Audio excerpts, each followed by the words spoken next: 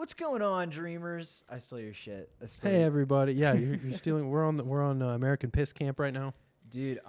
Yeah. So this is fucking Tanner and Stone Fox Detroit, and I want to make Piss Magazine a better place for you. I want to talk about dicks and pussies more often. Yeah, we're serving up smiles. I want to talk more about ill-advised drug experiences. That sounds good. And some cults I'm really trying to entertain right now. You want to get into the culties? I really do, actually. Okay. Okay. You can educate me. Dude, so I mean, what's your flavor? Like, are you like a Christian flavored cult guy? Do you like your Hinduism? Like, what are you into? I'm kind of a try anything kind of guy. All right, well then. I do like the Hindi stuff, where they're blowing up subways or whatnot. Okay. Releasing gases into metropolitan systems. I will bring the fun of the Hindu shit. Okay. In with some good old fashioned American racism. Dude, have you ever heard those things go well together? They do. Classic, actually. They love racism in India. They're super into it. Have you heard of the I Am activity? No. Okay. Guy and Edna Ballard, two chuckle fucks, literally from Kansas and Iowa. I love that you're always on a first name basis with yeah. these people, by the way. They're to me, they're important figures in history because at one point in time, these guys had 1 million followers. Holy shit. And they had the equivalent of, I think, like $30 million that they raked in a 10-year period during the Great Depression. Yeah, you got to have the capital to do this stuff. No, so they started with nothing, dirt poor. Poor. So they started charging for these seminars where they would channel these beings called the Ascended Masters.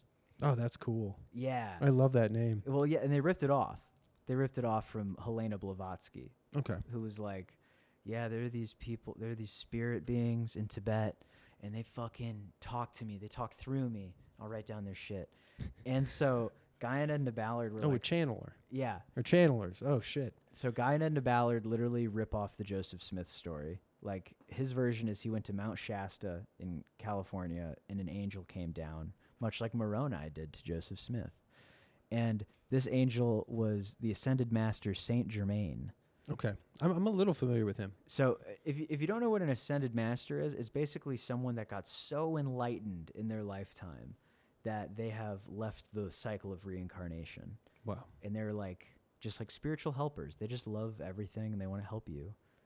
Of course, they always want to help you. I mean, unless you don't fucking tithe, and then they'll fucking come to where you live. Unless you don't cough up the coin. Seriously, there's stories of people like being like tormented in their dreams by Ascended Masters. If you don't give them the money, you don't give them your wives, there's going to be some problems. So that's the weird thing. There's no wife swapping in these Ascended Master cults. Okay, they've got a point for me for that. Yeah, it seems to be mostly about money. Except there's a new one that kind of popped off recently. They did a cool documentary about. Have you ever heard of the Twin Flames cult? No. It was this couple, and they were like, we're twin flames. And this is like an Ascended Masters I Am activity idea. Okay. So Guy and Edna Ballard developed this. The idea that you have a soulmate out there that's your twin flame.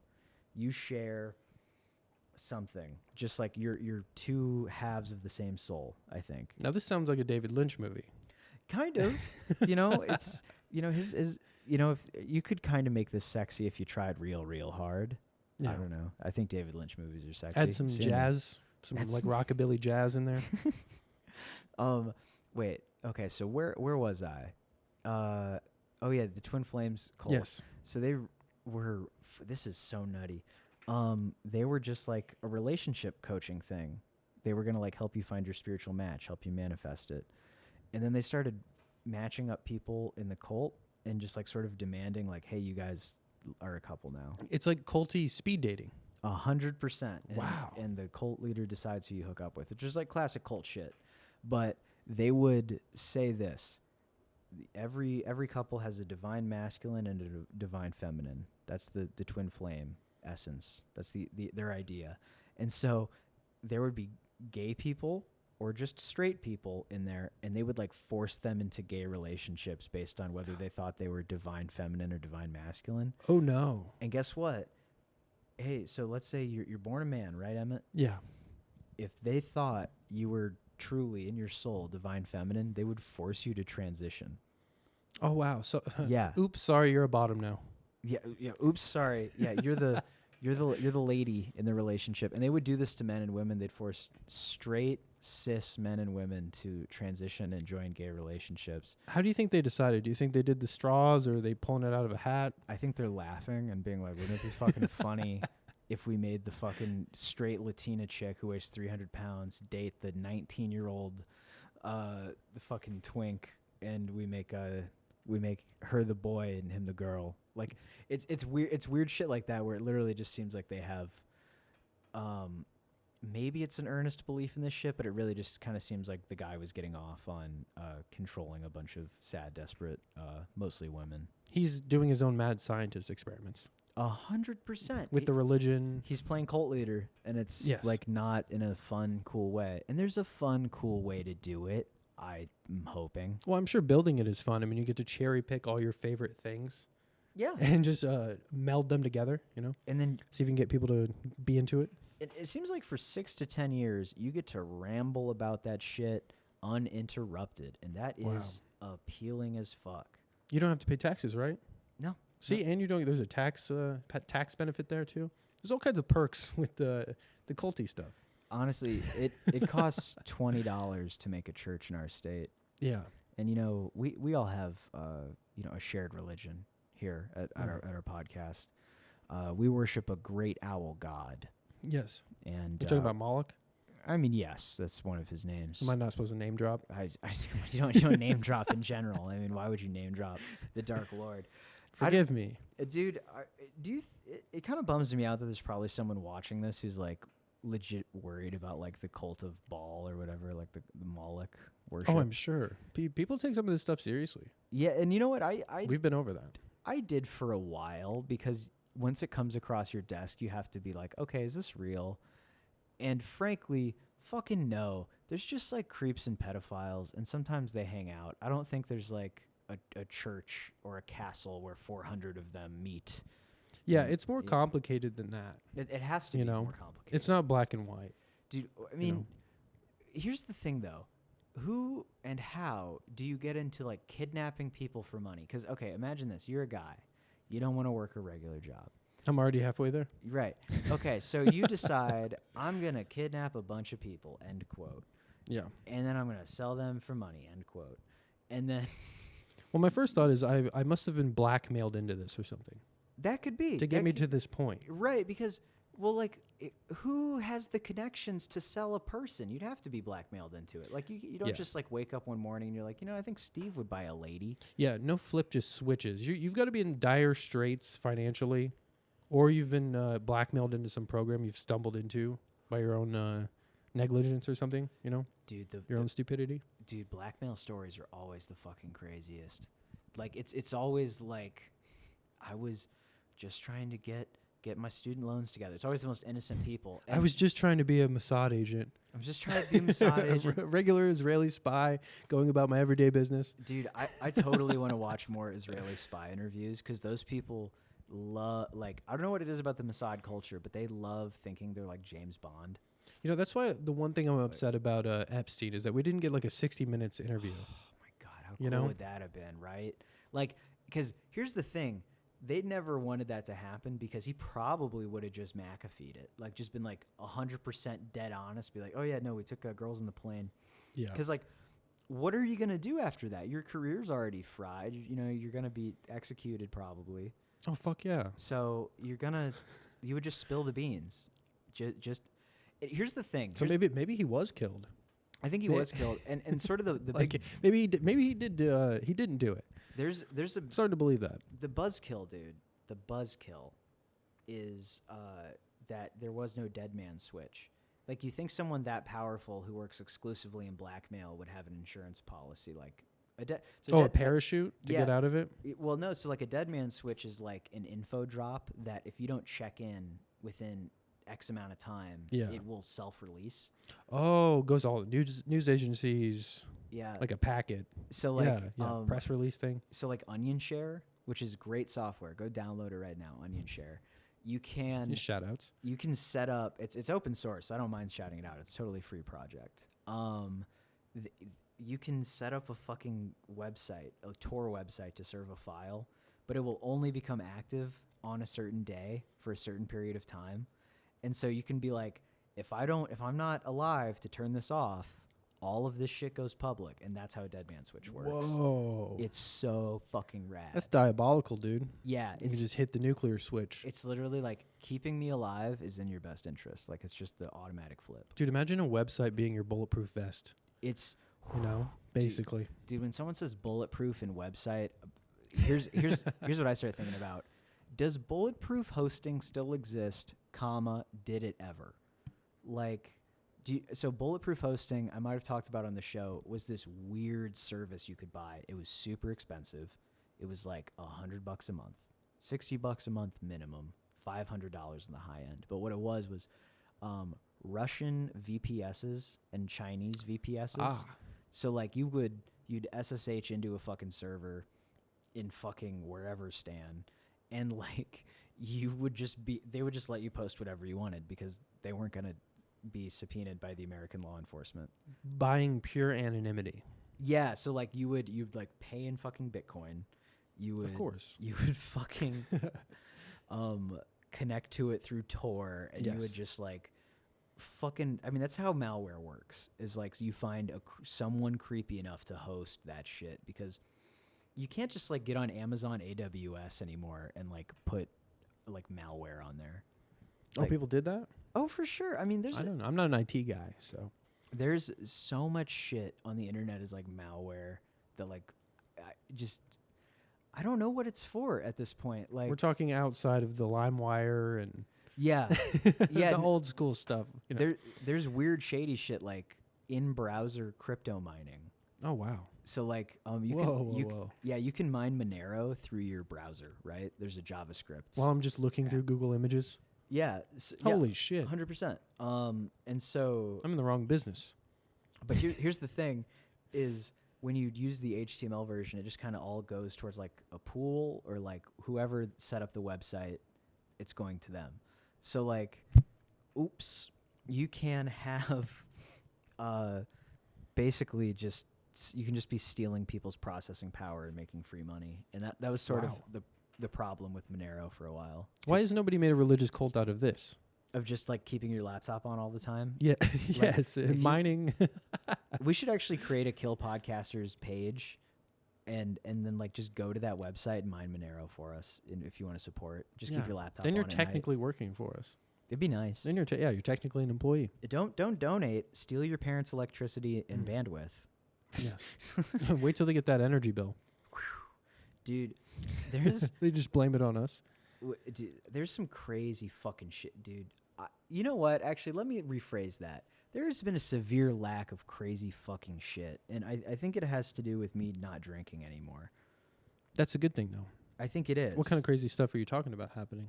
Like, are you noticing more insane shit, or is insane shit happening now that you're not drinking? Well, it's no insane shit's happening, and I feel, an immense void where suicidal women and liquor used to play a role.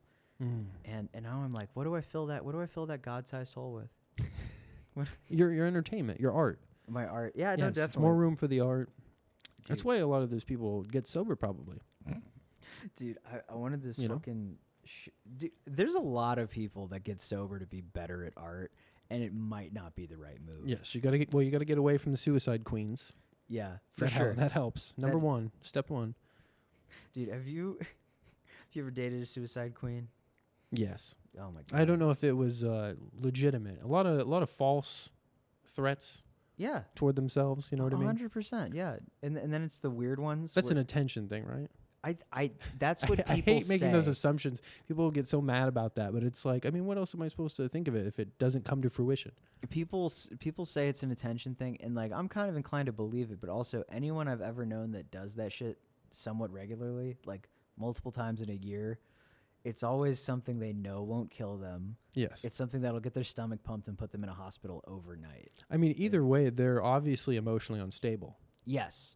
Whether they were or not, to even do that. It's definitely not the right way to go about addressing feeling disturbed. Like, if you feel disturbed emotionally... And you're unmedicated. Go to the hospital. Go to the ER. Like, I feel like actually a lot Crisis center. I feel like a lot of people don't know this. there are buildings called crisis centers. Mm. There are things called hospitals. They are, Shout outs. and they have to treat you. If you have $0, they have to treat you. And guess what? If Oh, you- I didn't know that. Yeah, no. Oh, wow. Why- Is that like, that's by law? Yeah, it's just a Reagan era thing, actually. That's amazing. Yeah, so you can go in. This is how everyone who's not legally a U.S. citizen gets health care. You go, not everybody, but this is how it's done. Oh, you say you're crazy? No, so you go, I'm going to hurt myself. you go into the ER, and they usually ask for insurance first now to avoid this, but just pretend to be in so much pain you can't answer, and then Oh, that's smart. and then give them a fake name, and then you walk out because like a doctor sees you, does the thing, gives you the medicine you need at that exact emergency, and then you just leave without paying, because similar to everywhere else on Earth now, they have a no chase policy.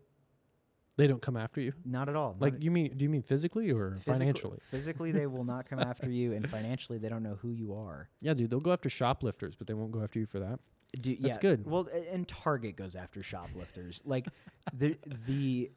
any store, anyone who works retail or works in food service or whatever knows that no chase is the policy of the day, because a lot of people, there started to be this thing where people would shoplift in order to get hurt so they could sue the company for like a reckless endangerment or like. Oh, they're scheming like that? Yeah, it's just multiple levels. You just think about it. You're just like, I'm going to provoke somebody into hurting me. Well, there's no slipping on milk anymore to get a settlement. They've played that out. It's 100, dude. You can't be a slip and fall man anymore. It used to be whole careers were slip and fall men, and now, dude, if you wanted to sue, I guess now you'd just be like, you'd litigate about sex or something like that you can't prove, but like is sympathetic on some level. Oh, like making an allegation? Yeah, 100%. Oh my just God. Pick somebody like Corey Feldman touched my butthole. End quote. So you just say that. Oh, it would make sense because people that have been through trauma are the ones committing it in the end sometimes. So I mean, That's what they say. The cycle. this of is all abuse. speculation. which begs the question: who was the first person to get abused? Were they right? Corey, it was Corey Haim. Corey Haim. That's what they say. Have you ever seen that really uncomfortable interview where they're like Corey Haim is confronting Corey Feldman about not doing anything about them getting molested? Oh, really? Yeah. Oh well, hey, I guess he's made up for that now. I mean, not really. Corey Feldman. I don't know. So. Wasn't he on The View and? He hasn't really named names. He put out a book. Yeah. And like it's kind of known who he's talking about. I believe it's that convicted pedophile manager of NSYNC or Backstreet Boys. Can't remember who it was, but he's like he's the really fat guy. Like, oh, the little old fat guy. Yeah, Don something or other. Yeah. But allegedly that's who it was. Somebody else recently made a video about this. Some other celebrity. I'm forgetting his name now. And he was like, he actually name dropped. And he was like, see Feldman. It's not that hard. I didn't want to be paid millions of dollars to do this. You didn't have to buy my album or my book. Or go to the fake streaming thing that got faked hacked. Did you hear about that? Oh yeah, I knew he was going to stream the movie, right? He was going to stream his documentary the movie, about it. and then it got hacked, and then there was no way to release it. Wait, so he planned all that, Totally. the hack and everything. Which is and he took money for it, so it's just like fraud. Like Didn't a comedian do that? Stage like a bullshit hacking with a release. Wasn't it like Andrew Scholes? I'm not entirely Didn't that sure. happen? I think that happened. I'm not bold enough, or I wasn't around for it. I'll say that. But I think it's really fucking funny when comedians unintentionally grift because they're just like incompetent. They're like bad at scheduling. Like it's kind of my favorite thing. You can't pay a comedian enough to do anything. That's what I've learned. Like if they want to do something, they'll do it for free or they'll do it for like $20. But if they don't want to do something, $20,000 would not get them out of fucking bed. That would be nice. $20,000. I wish I was in a position where like I was getting offered that kind of money to do anything. Well, it'd be called doggy style. Oh yeah, yeah.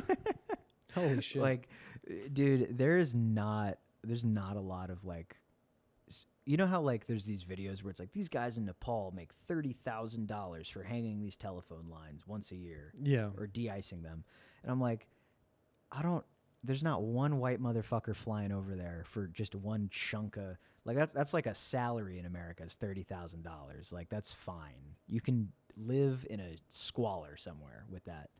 And Yeah, guys will come here to do the deadliest catch shit. I'm sure from other countries. Oh yeah, there's you look at that crew. It's like Thai dudes and shit. Mm. And dude, so much money. Like in the Philippines, like have you ever? It's not WeWork, but there's some fucking website where you can just hire like a Filipino assistant. Really? Oh, dude, and it's like you pay them like maybe $8,000 a year, and to them it's like it's $200 a month. I think we found our social media managers. Yeah, no, Sam Hyde said he did that for a while, and Hire him to do our KPN Instagram. that might actually be good. Maybe they can actually sign up on Meta platforms. We'll just give them all the assets and be like, you post it. We'll make a schedule for them. Dude, Monitor, mod the comments. Izzy reached out to me today and he was like, dude, maybe you should paywall Piss Magazine. It'll be like the meta show about the network. And I'm like, God, is there that little fucking comedy on the show now? Jesus Christ. I need to be funnier. I've been trying to write shit down and bring it up like I didn't write it down. It can get pretty serious. It can get That's what I originally heavy, liked about this show. Is that it would get heavy? Yeah. Well, yeah, no, that's the thing. I know we're trying to move away into comedy. To stick to one fucking facet. Well, the old format was it's not easy. Was I'd bring my drunk friends over to my house. Yeah.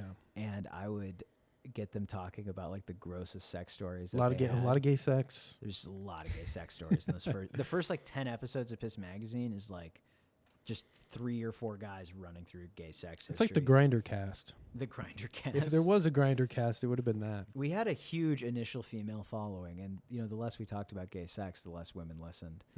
It's literally they transitioned. They transitioned. Maybe they the did. whole audience transitioned. That could be. I don't know.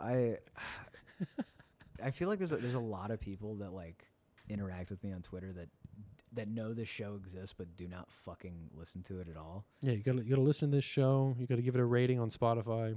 Dude, I had a tweet yoinked finally. I finally did something funny enough that I got ripped off on the. It wasn't the butt plug weed cart, was it? It was the butt. Oh, plug it was weed. that? I got that right? Yeah. That was a shot in the dark, dude. Dude, which went viral on some other social media. Yeah, dude. It was fucking a couple people sent it to me from different sources. Oh fuck yeah. Yeah. That was funny. Fucking a very close friend of mine told me they saw it on Instagram like earlier in the day and they just didn't mention it. And I'm like, that's fucking. Yeah, it was on a few shit posting accounts. I found out. Which is kind of, it felt nice because you got shit posters following you. Yeah. Oh God, I didn't realize that. The sneaky fucks. It's probably Bone Duck, that motherfucker. Dude, we're coming for you, Bum Duck. Coming for you. Your days are numbered. Yeah. Dude, I'm so mad that I didn't say something inflammatory enough for Sean Strickland to respond. Like on Emmett's show, I fucking told Sean Strickland I would like wear him around my dick like a glove. He probably respected it too much. Yeah. He saw it and he was like, "Oh, this isn't good enough for me." He likes people to be weak and I don't know, like shitty. You know what I mean? Like total pussies. That's true. The only thing That's how he reacts. That's true. He really only has anything to say if you come across as a pussy, which is a cheap shot, I think. Like, it'd be really funny if your thing was just shit talking, like really masculine, put together dudes, and just grinding them, like finding the one thing that they fucking hate about themselves. Be like, hey man, you're worth $2 million. Why do you have a dead tooth? Yeah, and he finally gets a guy to like totally physically threaten him, like come at him as hard as he goes at everybody, and he just didn't bat an eye. Deaf ears. And I'm like, dude, I know you Google your name, Sean Strickland. The audience had more of a reaction than that, dude. I posted that on TikTok, and a guy was like, "I'd like to see you try." Dude, that's fun. That's really fun. I hearted it. Yes, no, because to put it into perspective, I'm 5'10" and weigh like probably 150 right now. So it's not. You're about his size, right? Yeah, he's got to be what, 5'6", 280? Yes, Google Sean Strickland if you don't know him. Dude, my favorite thing was watching Alexa slowly remove celebrity body mass index. Yeah. So like it used to be you could walk up to an Amazon Alexa and be like, Alexa, what's Khloe Kardashian's body mass index? And it would go 47. And then it had that much info? Well, yeah, I mean, it's just height shit. divided by weight. So like it was smart enough to know like how to do it. And so or weight divided by height. And so like I go over to my parents' house a few weeks later, and I'm like, Alexa, what's Khloe Kardashian's body mass index? And then it goes, I do not have this information. And I'm like, you had it.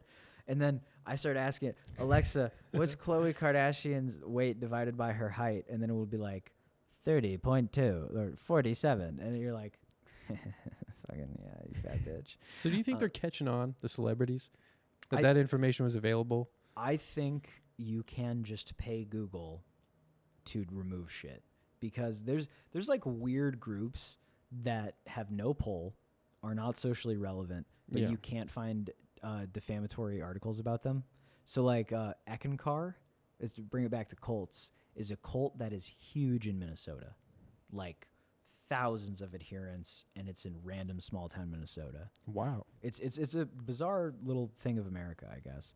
And you cannot find bad shit about Ekankar. You have to like go to DuckDuckGo or like Lycos. Like, you know what's weird about Lycos? They still exist. Lycos is like the first search engine that ever appeared. Yeah, I don't even know about this one. Yeah, you can go find ads for it on VHS tapes. That's how fucking old this thing is. Whoa. Yeah. And that's where that's what sparked my interest in Lycos. I saw an ad for it on a VHS tape, and I was like, is this still around? Dude, it's still around, and they don't censor shit. It's awesome. Lycos is like fucking the Wild West of search engines. Dude, and advertisements for the internet on something like VHS tapes, It's so very sick. very strange too. Oh, you they know, look very s- out of place. They look magical. Like it's always like a glowing box, and like kids are smiling, and like Yeah. like the camera's like flying through the room for some reason, into the computer through cyberspace. Some AOL kind of shit. Dude, America Online. America Online. You know what I think should come back? Really long names for shit, like the Union Carbide Corporation. That's a good name. That's a solid name. That's a very masculine flame name. Yeah, masculine flavors.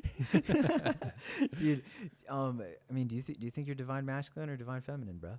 Oh, divine masculine. Of course. I think I'm divine masculine too, but I've got the courage to go on some of these shows and attack, internet celebrities. I forgot about this part of it, because the joke I was gonna make was like, yeah, and I just want to like marry a fat lady. It's a feeder fetish cult too. Like, Oh, there's a cult for that? dude, There's so a cult for everything. no, it's the twin flame cult. Like they'd be like, here, you get on the twin flame diet to help manifest your twin flame, and what it was carbs and like meat, like just fats and carbs, and like all of these. Like I noticed. Sounds like my Mike Mentzer program. It's I think he's trying to. I think he's a feeder. I think Mike Mentzer's a feeder. so what's Mike Mentzer's method, just for, because I don't think we've talked about it on Piss Magazine. So it's basically you're kind of dirty bulking, and you're only working out every 96 hours. It's low volume, low sets, low reps, high intensity, Yeah, heavy weight full muscle failure. till max fail. That's basically the gist of it. Which is so fucking funny, because like that's how I would work out. Yeah. And then people would fucking say the dumbest shit to me at the gym. Like, keep coming back. What the hell? And I'm like, dude, I've just worked out to muscle failure in like 3 parts of my body. Fuck off. Yeah, I did the amount that the human body is supposed to have, nothing more. Yeah. That's all I needed, dude. I'm sorry it took 15 minutes. Like, it's not, dude, if I take a fucking 60-pound barbell and I do fucking completely isolated curls, I can crank out like fucking 8 of those. Yeah, and then you do 6 done. to 10, and then your set's done. You don't need another set. You don't got to do 4 or 5 sets. It's absolutely ridiculous. Dude, do supersets. You'll fucking bulk like crazy. It's like, probably, but like, I don't want to have girl muscles. Yes, yes. You can. Well, doing it that way, you're going to see significant results. If you stick to it. High emphasis on rest. I feel like that gets fucking shit on. Like, the best part, like when I was like really into like fucking working out and like just changing my body for fun and shit, the eating you get to do is fucking divine. Oh yeah, that's tremendous. I would have like weeks where I would just eat brisket. I would just like a that pound sounds of great. brisket every. It was so expensive, but Of course, straight protein too when you're eating the meats. Oh my god, and here's the thing: trying to get to 2,000 calories with meat and fat is like kind of difficult. Yes. You're doing a lot of eating. You're doing so much shitting, like more shitting than the human body should ever fucking have to do. Oh yeah. Well then, you keep doing it. It goes up. Goes gets to fucking 3,000 calories. You know what I mean? And then that's even harder. I've always Hungry all the time. this is probably terrible, but I've always based my diet around that of like a sedentary person. Yes. So I'm like, I just like keep it at 2,000 calories. It's good. It's good to set your limits though. It's good, dude. Yeah. I've Consistency with the calories. Is that mesomorph, endomorph, ectomorph shit real? I don't know. It's this theory of 3 body types where it's like genetically, it's like I think ectomorphs are skinny fucks, like they can't put on muscle. I think so. I think there's some truth to that stuff. Yeah, because honestly, like There's body types. I feel like if I could get fucking jacked fucking sideways, get mad big, I would still look roughly like the same guy. Oh, you think so? Let's do the experiment. Let's find out. Yeah. Yeah. I'll get big for fun. That sounds fucking cool. We've talked about this a little bit. I think off air we've talked about just doing it for shits and giggles.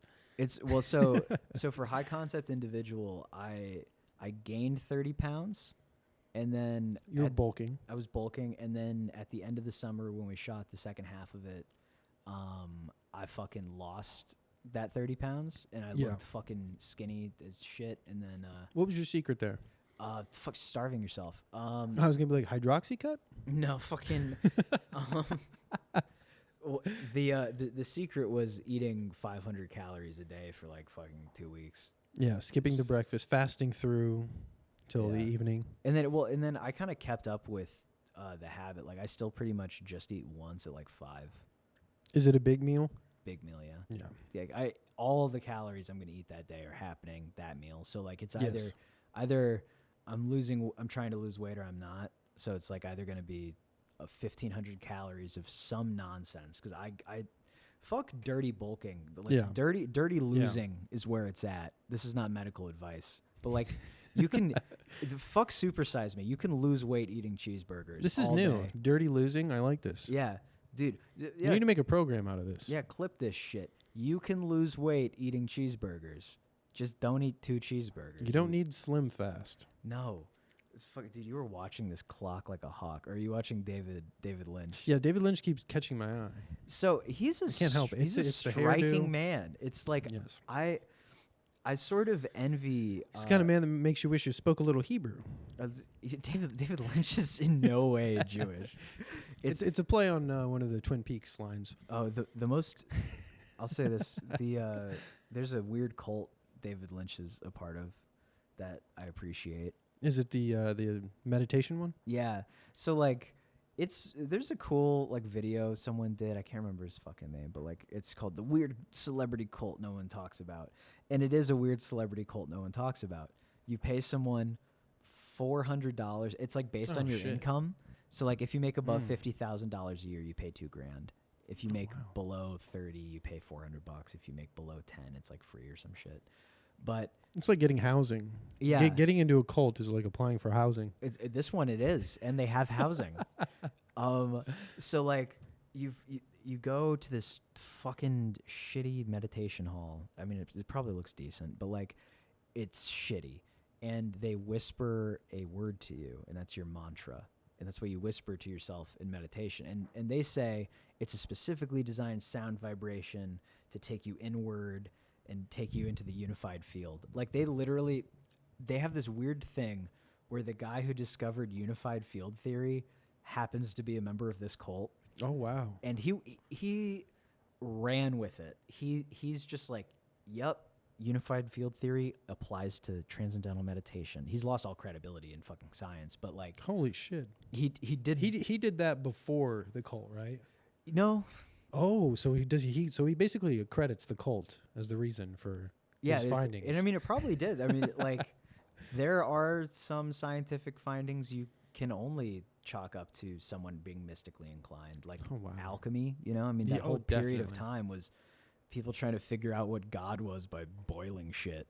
Like, yeah. So some Merlin shit. Dude, doesn't that like fucking fire you up for whatever reason, like imagining being like a fucking alchemist or like a hermit. Yes. Oh yeah, definitely. Makes me feel like Martin Luther. Dude, Martin Luther, like, do you think What's it like being disliked when you like can't leave town? Like you just Oh, you're well, a I monk know all there. about that. So, I mean, my life story, that actually does apply. Wow, I do feel like Martin Luther. Holy shit. I mean, you get to start over. It's a little solitary, but you find meaning. Yeah. You know, you find purpose in other things. You know, you go searching for meaning. That's your whole existence in the end. It's kind of nice. Every day is a journey, a spiritual journey, basically, on your own. That's rad, dude. Sounds like you're mad in the moment. Oh, yeah. Well, Yeah. thinking, my comparison to Martin Luther, I didn't realize how much we had in common. Maybe I was him in a past life. I mean, Do you think about the past life stuff? I do, and I feel like it would be really cool if I could be convinced enough. I can't like anecdotes, like weird stories about girls saying like, "Oh, I remember when we went to the bank," and it winds up being some story about someone's grandmother, and it's like their neighbor or something. Yeah. I just there's some fun ones. There's some fun things. Like, what's yours? Do you have any thoughts about reincarnation? I don't know. I think I think there's some truth to it. Maybe I'm still up in the air about reincarnation. So, The whole spiritual thing about that. Like, I don't think I subscribe to the animal thing yeah. where you become an animal. Like, I'll be a bull in the next life or something like that, or what like a- a cat. I don't know if I believe in that. Well, what about Pure Lands Buddhism? Hear me out. They believe you get reincarnated into like different universes. Ooh, now that I can get down with. That's pretty rad. I could isn't see it? that. There's, Yes. there's like they say there's infinite heavens and infinite hells. Wait, as you well, in a different universe, like you well, live one of those other lives in a parallel universe. You keep your soul, but I mean, you will not be a human being. Oh, You'll be whatever are the inhabitants. So it is sort of like becoming an animal or something. But the idea is like, why would it just be Earth? You know? Well, then I would accept that more. That Yeah. makes it more understandable and believable. The animal thing, if it's in a different universe, I want to be reincarnated on like an endless plane. what kind of endless plane? Like one where objects spawn into existence, like some sort of like Minecraft universe that's not rounded, like it's totally flat, and like if I just keep walking, I will eventually see everything that ever could be. And That sounds frightening. That sounds like a black hole. Oh yeah, That's when they describe what's in black holes. That's what that sounds like. it's Something about like you can see everything that ever was and will ever be in this thing. that's weird to That's me. intimidating. The second you come in contact with an event horizon, Yeah. you enter a moment so long that it can't be like it feels like forever. Like your body gets stretched to the point where it's like, I don't know, it's so fucking weird, dude. Like it really bothers me that time is not like how it looks on a clock. Like it's something relative. Like the fact that time is relative is the creepiest shit ever. That's something we do as a species to like get our mind to try to grasp on everything, huh? Yeah. Calm us down a little bit so we don't fucking all lose our mind. Well, That's what it feels like. Well, I think if that's what we wanted, I think it really is just like we should have stopped at religion. I think we really did just want to learn how the universe worked. We went too far with this whole science thing. I mean, to a point. Honestly, we probably could have stopped after penicillin and the polio vaccine. Yeah. Which one of those was an accident? Yeah, which is honestly, dude, I really think we need to bring back like citizen chemistry. Yeah. Like the shit people would just come up with and then make has changed the world. Like It's basically the alchemy. yeah, no, and alchemists were just crazy people dying of mercury poisoning.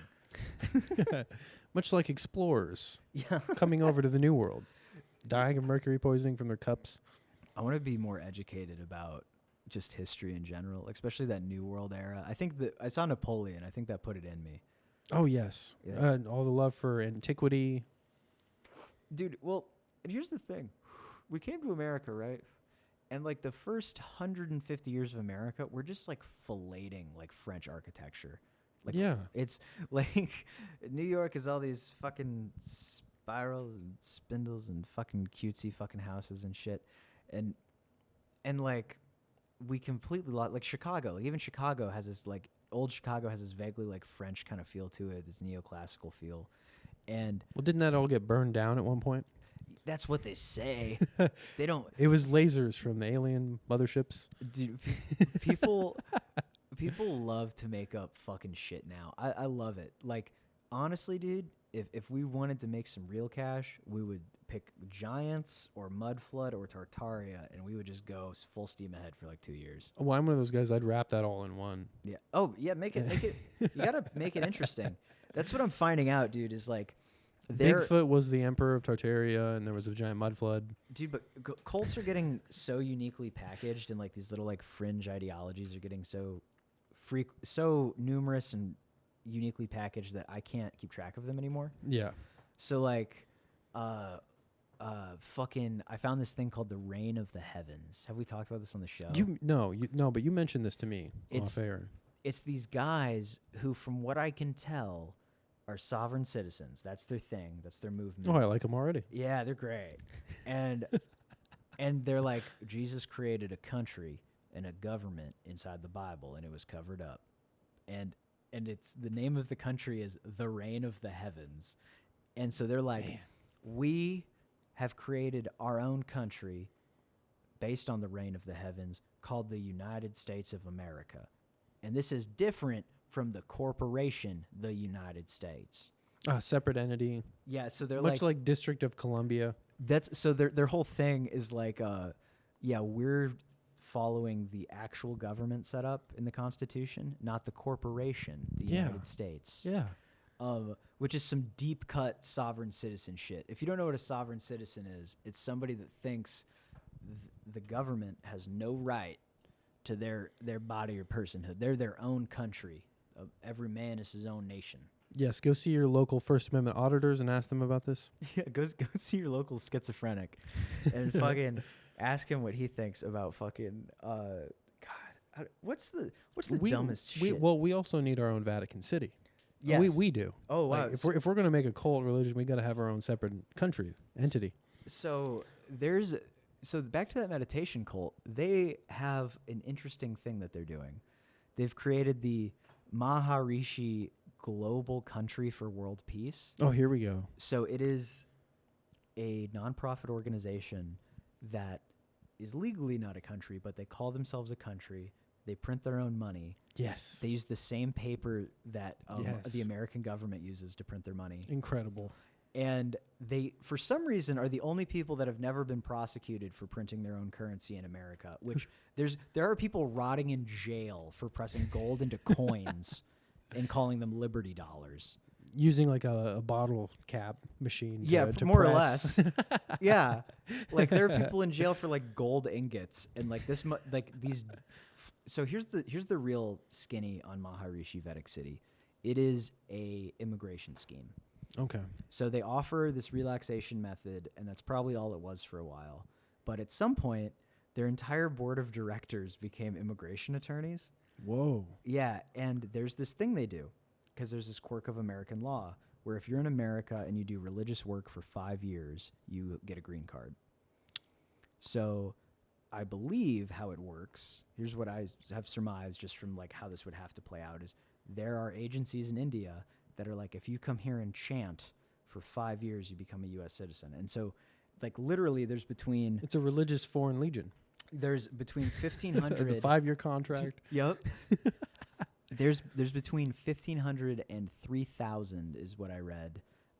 Indian pandits is what they're called, religious students, are living in these, like, FEMA trailers, like FEMA-style trailers, like just white trailers, like fucking bunch of them in there. And there's these awesome videos of them like throwing rocks at the police and shit. Oh wow! Like they have balls too. That's cool. They don't get counted on the census either. That was the issue. Is like census takers were like, that's how it got brought to light. Like nobody knew about it because you can drive all around Maharishi Vedic City and all around Fairfield and look for these trailers, and they're very hard to find. You have to go on Google Maps and look for the 20 rows of white trailers. Oh wow! They bought land. They bought some land. hidden land. That's good. That's the way to go. They didn't do the compound thing. They did the basic trailers. But how much do you think they're paying? Because like, you know, becoming an American citizen probably costs between $5,000 and $20,000. I would have to imagine, depending on where you're from and how you're doing it. Does it really cost that much? Yeah. Wow. It's super expensive. I figured you just took a test No. On like fun facts about history They of the make it- country. It's exceedingly difficult to be an American citizen. Wow. It's not. It's not like Sweden where I believe you still have to take an IQ test.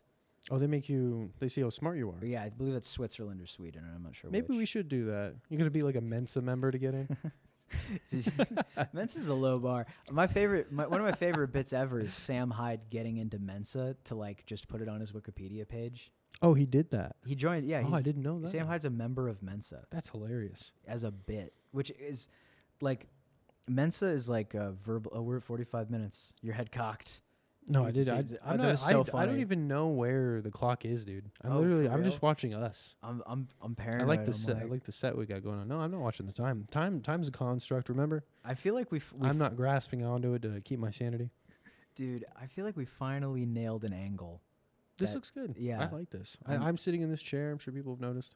I like this. This is nice. It's giving me a different energy too. I like this. The chair gives fucking, I don't know, like co-host superpowers. Yes. I think it really does. Because I was a nobody.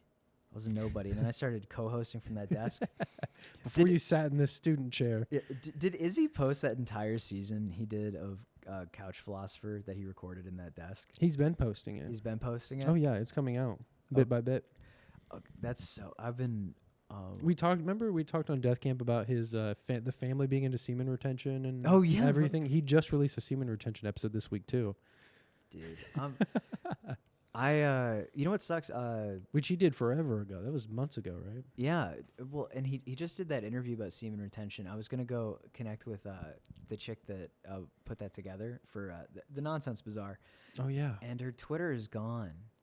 Oh. Yeah, I'm gonna have to reach out like a fucking grandpa. Oh, maybe she got windcocked. No, I mean 'Cause no, he's been getting taken no, off. she's like a really nice Jewish girl. She literally doesn't do anything bad ever. Oh well, Elon is running that site, and Yeah, do you think it's an anti-Semitic he's trying to takedown? get. I think he's trying to get rid of all of them. I That's was- why all the media companies are off X now. I was a little worried because I had just tweeted because I was at Christkindl in Denver a couple days ago, which is a German street fair that lasts from like November to it's like Thanksgiving to Christmas, and it was right across the street from the Free Palestine fucking convention. They were Oh shit. they were protesting some Israeli political action committee using a committee building, like a city building.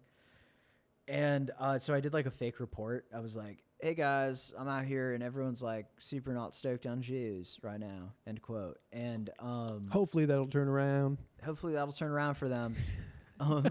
And I was like, "Oh no, did I offend my friend who has a cool podcast? That sucks." Oh no. Like, and then no, I literally I was like so bothered by it. I like Googled it, and I was like, incognito window, user does not exist. Well, yeah, Okay, you thank you God. hope that somebody that you like inclined to in entertainment that you like are moderates with Yeah. like isn't going to be that petty about something or Right. have that kind of reaction. I'm like, I don't blame you. I hope comedians, and I do consider them comedians, Yeah. don't flip out over baby shit like that. I don't know. I've had Yeah. some really rough interactions with comedians. Like the stereotype of them being like sad and temperamental it needs an addition. Like they're also like vindictive as fuck. Oh yeah. Well, dude, on my Twitter, I've got a bunch of musicians that I've made personal friends with in real life, but I also enjoyed them as real musicians. And I always wonder about sharing stuff from the show, or if they're not some of our counterparts on the network, if they're not going to get it or get upset about it. Yeah, no, I'm so You worried know? about that. Like, I've heard no backlash yet, but I'm Yeah. just like, man, I hope that they're like cool. They're in entertainment, you know. like I had a guy come into my fucking day job today who does media.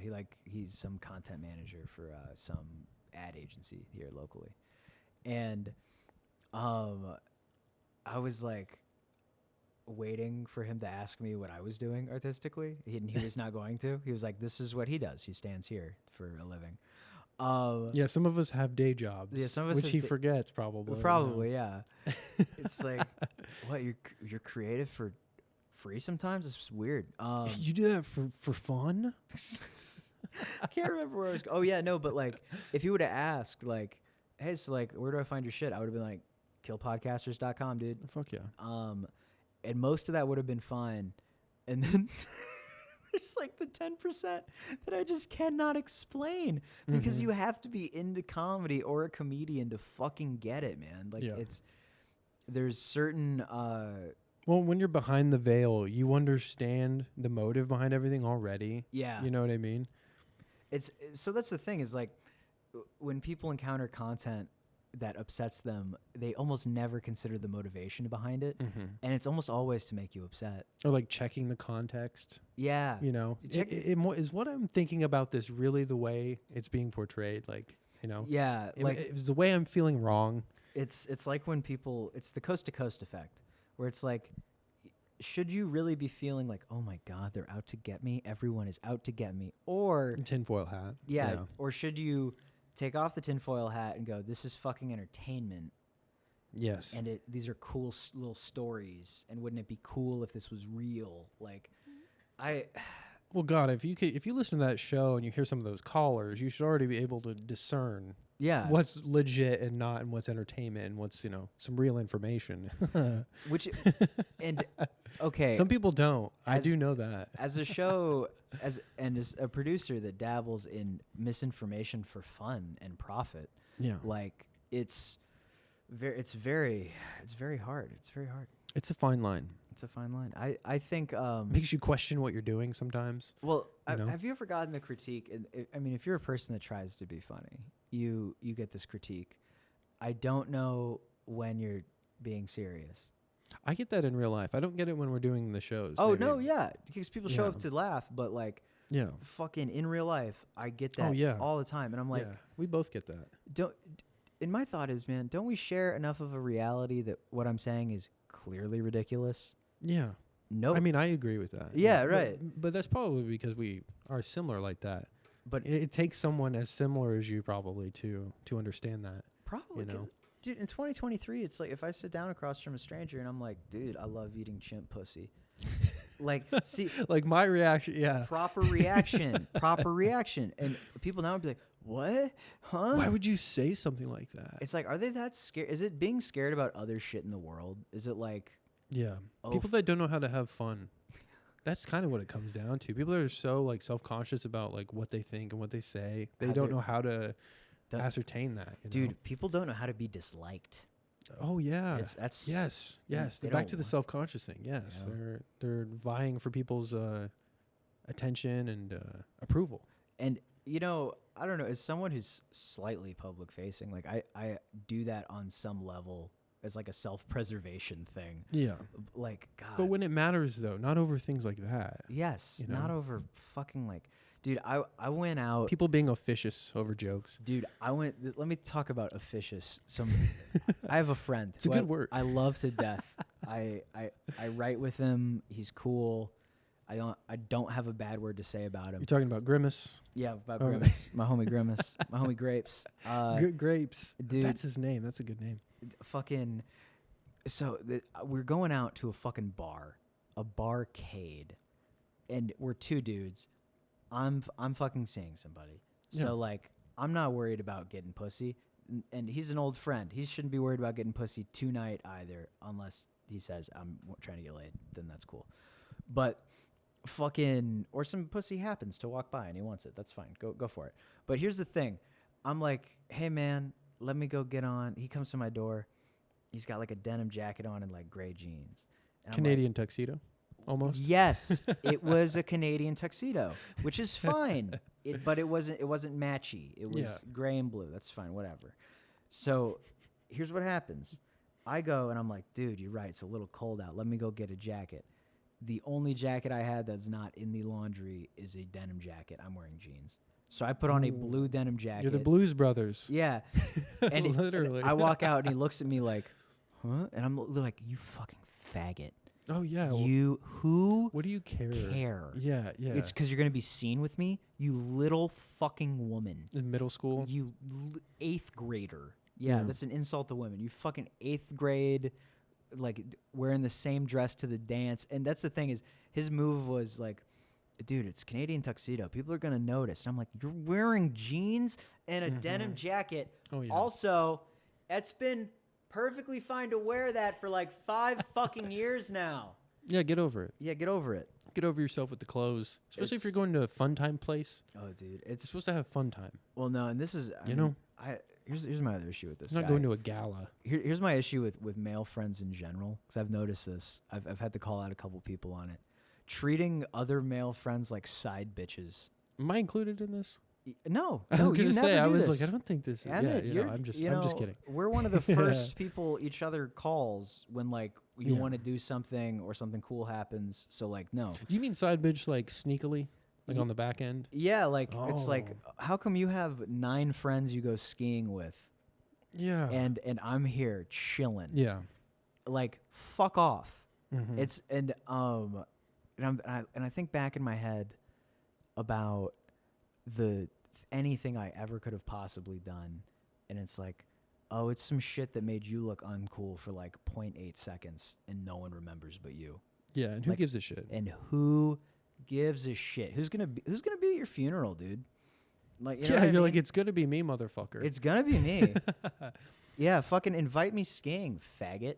Like, don't police what I'm wearing. Yeah, if you're gonna die on that skiing trip like Sonny Bono, you're gonna want me there too. Yeah, you don't want me to Okay. cradle your head as your fucking skull Yes. collapses in and your lungs fucking give out. Yes. Rest in peace, Sonny Bono. Dude, I'm so fired up because I have a bunch of great male relationships right now. Oh, I thought you were gonna say because of the denim jacket thing. Well, That got me fired. That got me upset a little Dude, bit. Yes, it's really weird to care what your male friends are wearing. Like, here's the thing: if they're dressed like shit, Mm. like that's one thing, man. Like dirty clothes, okay, maybe mention something. They smell like shit. Say something. No one wants to smell like shit.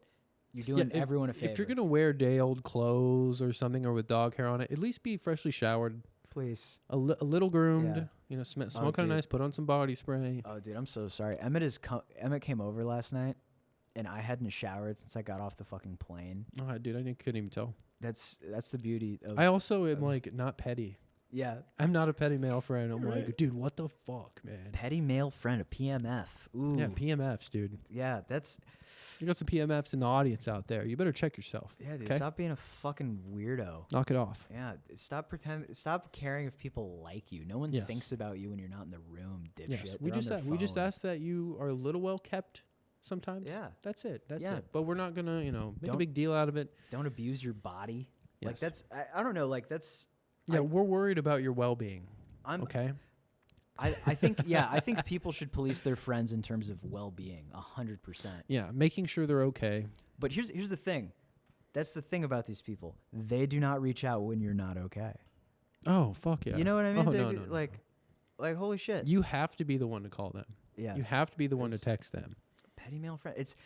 I think it might be male social climbing and vanity. I think it might be that because like I'm vain, but I really don't care much for social climbing. So like, Yeah. but like I feel like that mixture. I would just be like trying to suck dick and be like, do you like me? Oh, doing it to impress everybody and Yeah, well, living your Yeah, whole yeah, life yeah. is Oh, like fuck, dude. this, like it's this art gallery that's about to be walked into by the entire world. It's insane. yeah, well, that's for people that don't have real problems, I think. Real tribulations in their life because like I got too much going on, too many issues and shit I'm trying to get through, obstacles to overcome to be peddling in that bullshit, you know? That's probably what it is. A lot of bored people, a lot of bored, self-conscious people. Man, bored, self-conscious people. It's kind of what it feels like. Dude, being bored and self-conscious was the worst period of time. Like literally, so this year, like in between projects, like because we did a lot of like big projects for Kill Podcasters. We launched a lot of shows. Like that kept me going. But like sitting down and like photography like completely like cooled off. Like so I'm just like Yeah. I'm sitting there, I'm like waiting to get a day job, and like fucking I'm just like, all right. You can only binge for so long. Yeah, like literally, you can only watch American Dad twice before you're like, I should start reading a book and get a job. And Books help. books are help big a help. lot, dude. Did you wind up reading that book I gave you? I've skimmed through it. Yeah, I've skimmed through it a it's little nice. I fucking Dude, I've been so busy. dude, I yeah, can't make time for my fiction books. dude, I've been trying to get back to my fiction books too. Oh man. I have to make time for all this stuff. Yeah, I forgot. You became like a novel hound. You finished I Blood was. Meridian. Oh, dude, Blood Meridian. Shout out to Cormac McCarthy, by the way. I was gonna do a whole thing on Death Camp about it, but I don't think so. I think it's a little too fast paced to be talking about books and, you know. Yeah, maybe like Death Camp Live or like a Death, because like we talked about doing like streaming it and then going long and doing like a after show kind of thing. Well, yeah, my thought was like, because I plug some entertainment that I like, and I was like, why can't I use some of this opportunity to like show books, like actual literature that maybe people can take something away from and not just like bullshit reality television shows? Well, dude, I mean, honestly, I mean, you know, you literate can. a little bit with some like actual art. I think people watch the show for you because so his show. I watch it for the American Death Camp. I watch it for the shorts and the reels. Well, see, that's the thing. If people want to watch shorts and reels, they go watch shorts and reels. True. Like if people want to watch Daniel Tosh, they watch Tosh.0. Yes. So I see what you're saying. They want to see what I've curated. Yeah. Yes. Yes. It's like DJing video. Like honestly, it's. Yeah. I fucking like it. I like the gig a lot, and it makes me want to change this show a lot. Like it's like working on your show and making it better than Piss Magazine has made me want to make Piss Magazine. When you raise your standards for everything. Everything. Good. That's kind of what I wanted to do with the show too. That's part of the message that I've talked about that goes over people's heads. You get it, obviously, where it's like anybody can do some of this stuff and just step into it, and like I kind of mock some of the things everybody does. So it's like you can all raise your standards. We don't all have 100%. to do these lame things, you know. It's like like be better. You went kicking and screaming into clips, and then you're like, it pays off. Plus, I just have a good time. Yeah. People need to chill out and just have a good time.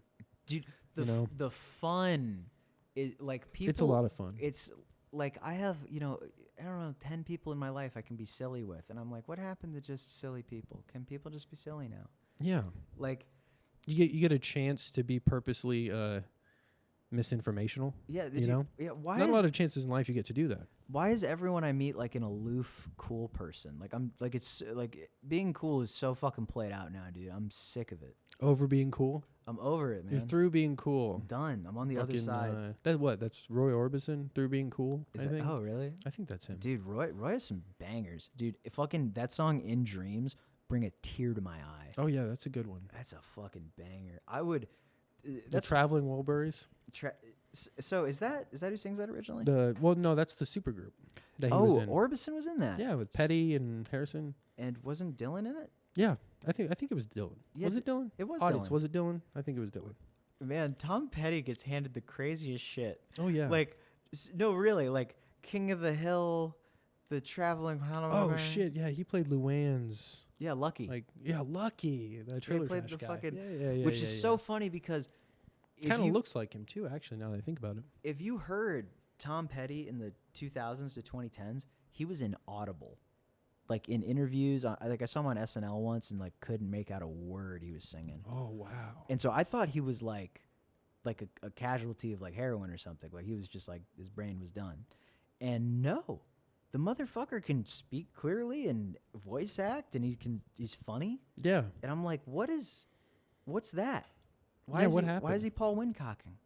Oh, it might have been on purpose. It could have been very, very purposeful. It's like, dude, like Nirvana used to bomb performances. That was a thing. Yeah, they go into the United Kingdom and they would play off the track. Yeah, fuck around with it. Yeah, oh yeah. Play all in different keys. Yes, it's, man, I really would love to go back to a time when you could just care about bands. Like, dude, I had to stop giving a shit about music like it was real when I was like 19, and people like I hear like Patton Oswalt talk about music and how important it was up until like literally like he was like 30, and I'm like, dude, I don't care what bands do. That sounds gay as shit. Like it's weird to care about product after a certain age, I think. Yeah. Do you mean like what they're doing outside of the music, and not just enjoying the music, or being like, dude, Anthrax is like really hardcore. Metallica is pussy shit. Like that level of discourse where it's like, dude, you don't even know real music. I'm like, can we talk about like the lifestyle attitude thing? Yeah, where it's like, yeah, that gets old real quick.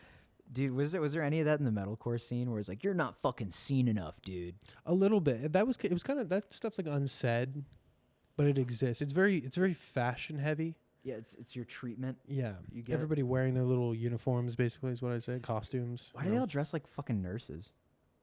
What part of their attire reminds you of nurses? Everyone in metalcore wears Tom's nurses shoes. Oh, the slip-on stuff. Yes. Yeah, slip-on Yes. skate shoes. Yes. Every single person. I'm surprised heels didn't make a Dude, didn't hit the scene. if it would have gone on for 5 more years, it would have been like espadrilles. Very and like, high arched shoes. Oh yes. Well, there were some boots. I guess that's the closest they got. Combat boots, maybe. It's dude. more the punk stuff. Yeah, you know what's crazy is like combat boots are like a great way of saying, "Hey, I will have sex with you quickly." And it also won't smell very good. It also won't smell. Hey, also, I'm a shower every other day kind of gal. Yeah.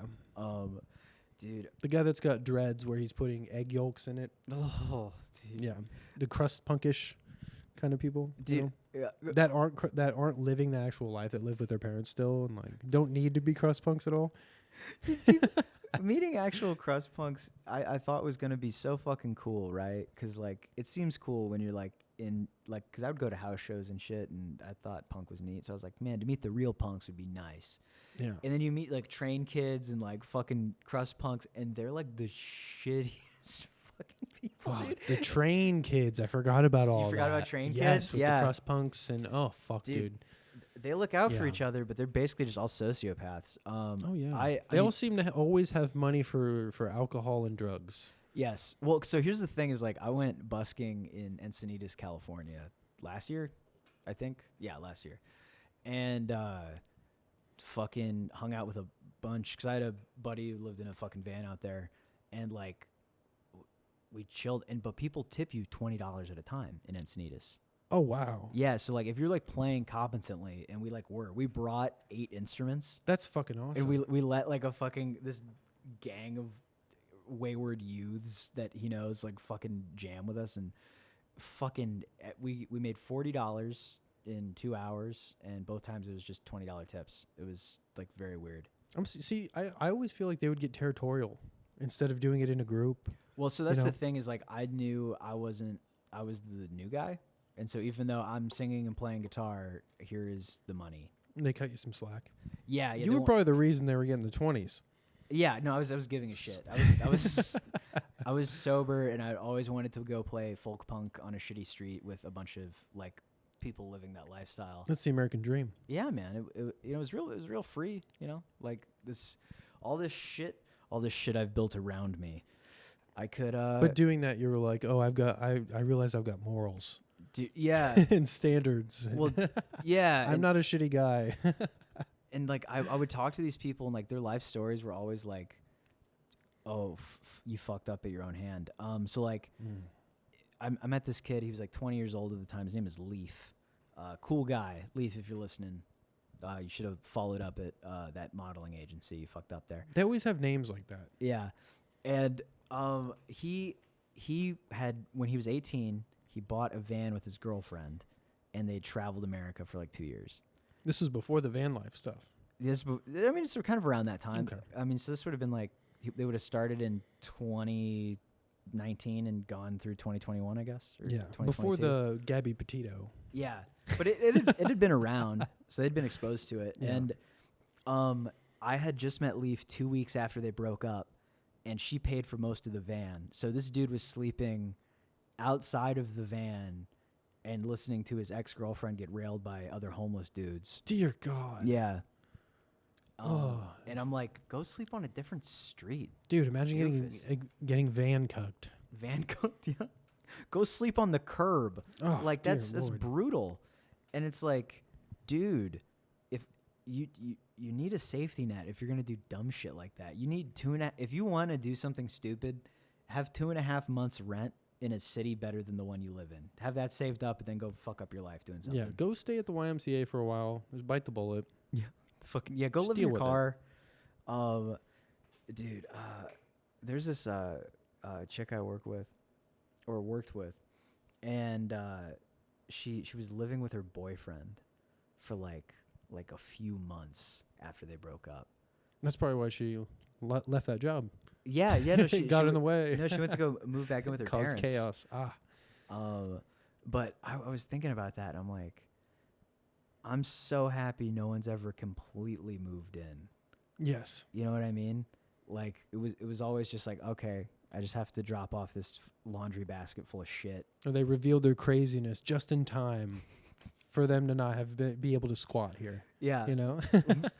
Well, that's the thing. You know, find out how many days a month they have to stay away from your house. No, it comes down to how my property is fucking set up. Like fucking. So here's the thing. We passed legislation fairly recently to where you can write leases for as short as you want. I could write you a 48-hour lease.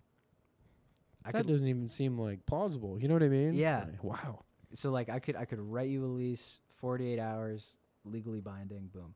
So like that is how I would have to deal with all future girlfriends. Is like I'm going to write you a 3-month lease, and we're going to take this 3 months at a time. Here's a 75-day lease.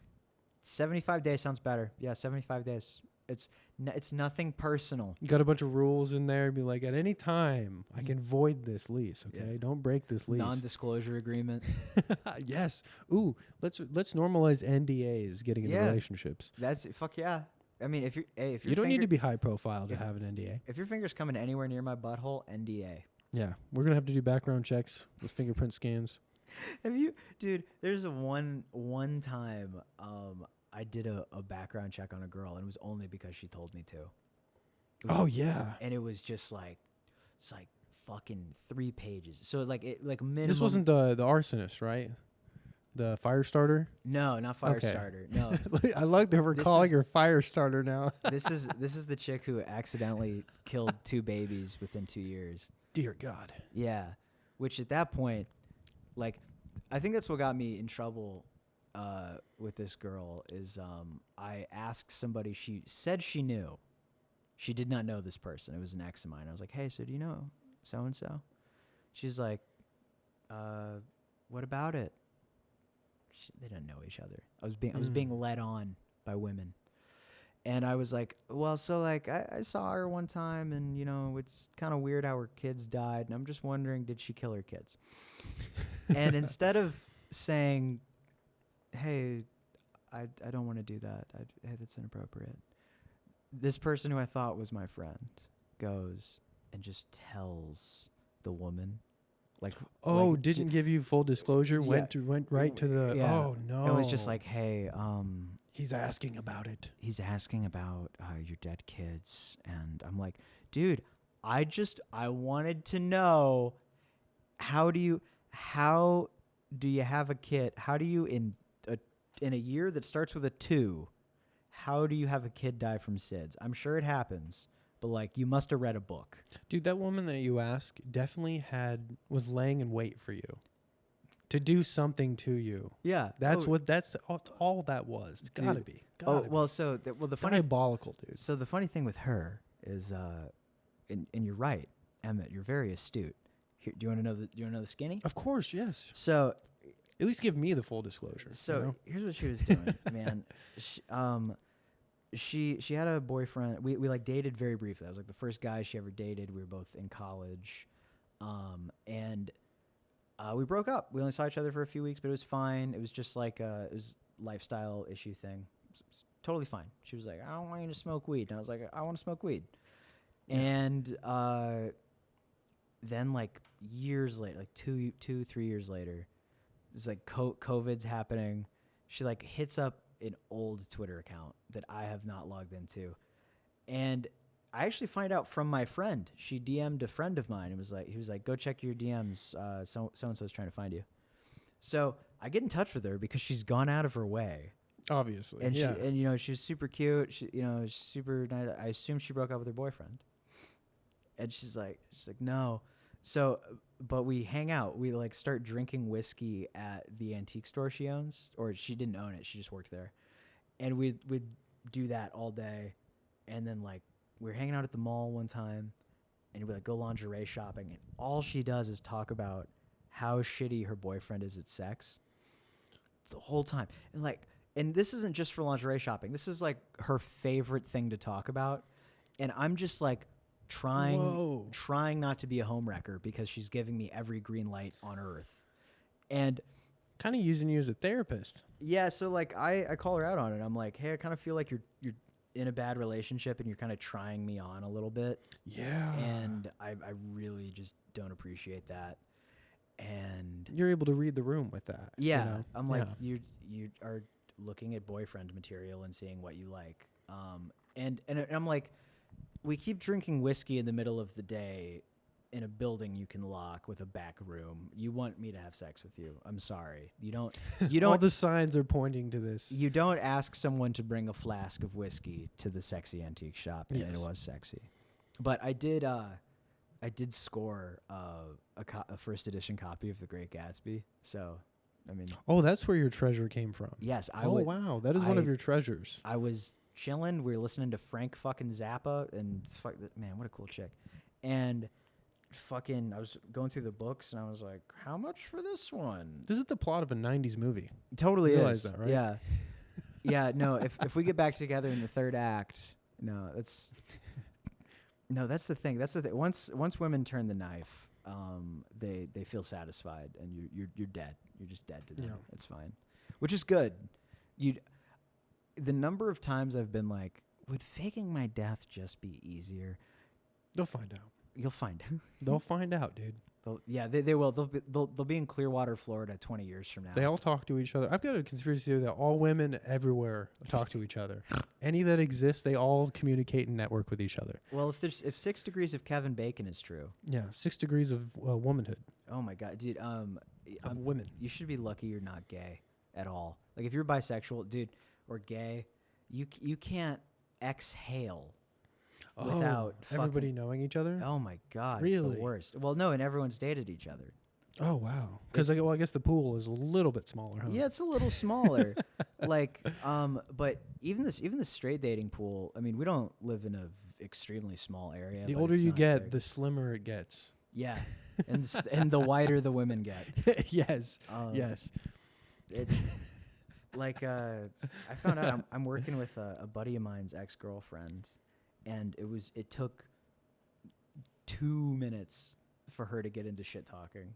Of course. It just from the beginning of the conversation, it went, "Hey, are you from around here? Who do you know? Oh, you know that guy? Oh, he punched me in the face." At which point I went, "I can't hear anything anymore." Yeah. What do you want me to say to that too? That's literally what I said. Was I can't hear anything. I can't hear anything. Ah, la la la la. They go right to the most traumatic thing that's happened to them. Yes. And I'm like, I'm not going to sit here and adjudicate the past with anybody. Way to ease into it. Yeah. How about just be my friend? Or like, yeah, oh yeah, I knew that guy. Or you don't maybe It can end there. Yeah, it can. There are women that do crazy shit to me, and when they get brought up in conversation, I go, "Yeah, I know her." Yeah, I we're leave only it bringing it there. up here for conversational purposes. I'm here. gonna Kind let of for the- people grow. I'm gonna Yes. not shit talk people if I haven't fucking seen them in 3 years. You know what I Yeah. mean? Like, Yeah, like your friend with the denim jacket. yes. He's probably still telling people to this day. Can you believe he wore the same jacket? This was like a week ago. Oh. This is like a fucking week ago. Oh, so this is a fresh wound. It's a fresh wound. Dude. Oh, I keep reopening it, Yeah. making you relive your trauma. No, it was nice. It was a cool like dudes night, but like every once in a while that fucking it's not even like feminine behavior. It's like a truly like why are you socially operating at that level? Yeah. Like socially operate less. Like, At this point, at this age. yeah. Yeah. Just like be Mhm. yourself. It's like be yourself is like good advice if you are a good person. Like there's this one person I know who I like want to advise to not be themselves. Really? Yes. Cuz like is their natural self not is it not good? Are they boring? What's the well no, I have this coworker who's like Okay, it's a coworker. yeah, Okay. and they have psychological issues. And so they'll like openly talk about going off their meds, and then they'll like make violent gestures with like objects in their hands, and I'm like, To themselves or to other people? to other people. Oh, well, maybe they can't help it. That- you're not sure. Not that that's any better. I'm just Yeah. saying, if they can't control it, I'm just also like maybe they're putting that on, dude. Maybe that's an attention thing. That's scary. If people are doing stuff, psychotic things out of attention. Well, okay, can I lay out the profile for you? Of course. not that any of these attributes on their own are bad, Yeah. but when grouped together, they paint a picture of an attention seeker. I want to be very clear. I have nothing against any of these attributes. They are trans. Okay. They have the cutesy TikTok Tourette's. They're like, I need my meds, antipsychotics, blah, blah, blah. And then you ask them what the antipsychotic is, and it's fucking Abilify. And you're like, that antidepressant booster from the 2000s? So you get angry sometimes. Well, no wonder that entire community is all saying they're in danger and their lives are being threatened. It's them. Yeah. It's themselves. What figure came out recently? It was like 23. The U.S. State Department, I think, said 23 trans people were killed last year, or like murdered. 23 out of 56 trans people. No, like 43%. No, 43% of trans people. Just push a bullshit statistic, dude. But I'm just like, I thought it was like way more than that, because literally, like, there's some sex or queer people, like little pockets of the community, that they get together and all they hang out and talk about is like how persecuted they are, and like how like they could be murdered at any point. And I'm like, that's us in this industry. Yeah, it's my God. Everyone's coming for us. They're all trying to kill us. They're all trying to take down our Twitter accounts. Which is so fucking funny. I really want to know the fucking kind of person. Actually, we know. We actually know Bert that Kreischer. person. It's It's that kind of person. I think people are gonna find out the truth about Bert Kreischer at his Bakersfield show. It's all gonna come out. I think oh man, I don't know what I can say, but I think Bert Kreischer is in for an awakening. We know he's watching all of this. He's got an AI program that searches for any time his name is mentioned on a podcast. It shows them a clip like while he's on a treadmill, Yeah. drinking. The drinking on the treadmill shit bothers me, because I'm like, that feels delusional to me. That feels like, yeah, that can't feel good. Well, No. he just needs it constantly. So he doesn't have a choice, probably. Which is weird, because he's also like a Xanax addict. Oh, he's a pills guy? Yeah, I didn't know he was a pills guy. He's probably on something reasonable, like I am. Like I take Klonopin every day, because once you start taking it every day, it's a bitch to get off. He's on Abilify. He's on Abilify, and if he stops taking it, he's gonna stab a coworker. I love that girl though. She's super sweet. I just really wish that, and I say this to a lot of fucking young people. They're like, I don't know. She's like 22. She's trans. Life's hard for that kind of person. Yes. But here's the thing. You can't threaten to hurt people. Like, there's certain things you can't do. Oh, can I tell you a fun thing? Of course. I got us legal counsel. Oh, really? Yeah, so we can like figure out if like something we're saying is a crime or not. Ooh, is it rain? No. Okay, I was gonna say we've got a paralegal on the network, everybody. No, passed the bar, went to Columbia. Nice. Good lawyer. Paul Wincock. No. He passed the bar. He went to Columbia. Passed the bar at 18. Graduated Columbia Law School at 17. I'm going to start pushing that history about him. I think it'd be funny if we got him in Mensa. We could do that. We could get Paul in Mensa. And then all the Mensa members are going to take a look at his Twitter. Can they kick people out once they've joined? Yeah, fuck yeah, they can. Oh, okay. Fuck I yeah, didn't know how that worked. It's not a government org. Okay. Dude, I really do think some people think professional sports are like government agencies. Oh, really? Yeah. Yeah, I guess they do take it very seriously. Well, no, and like, but they're like, they think steroids are like illegal. Oh. And they're like, dude, well, like Barry Bonds got kicked out of the fucking MLB, so it's illegal. And I'm like, no, that's a business that made a decision to make their sports shittier on purpose. Like, why did we need to make baseball fair? Isn't the point of sports that it's radically not fair? Yeah. What's up with the hedging the curve? Yeah. You know? Well, no, that's the tall poppy syndrome, guys. Like, why are we cutting down the tall poppies? Yeah. Like, and also, like, baseball is just boring to fucking watch now. Like, you're going to watch 5 games before you see a home run. Yeah, the only time you're getting excited is like the World Series, because that's the pinnacle of the whole damn league. Right, and even then, you probably only got a half a chub on because you got $500 on a series of games or some shit. Yeah, you know what I mean? in person that's more exciting. Honestly, yeah. You know? Oh, a day at the park. Yeah. Fucking awesome. I'm a big concession food guy. Yeah. Okay, man. that makes it for me. I like shitty concession food.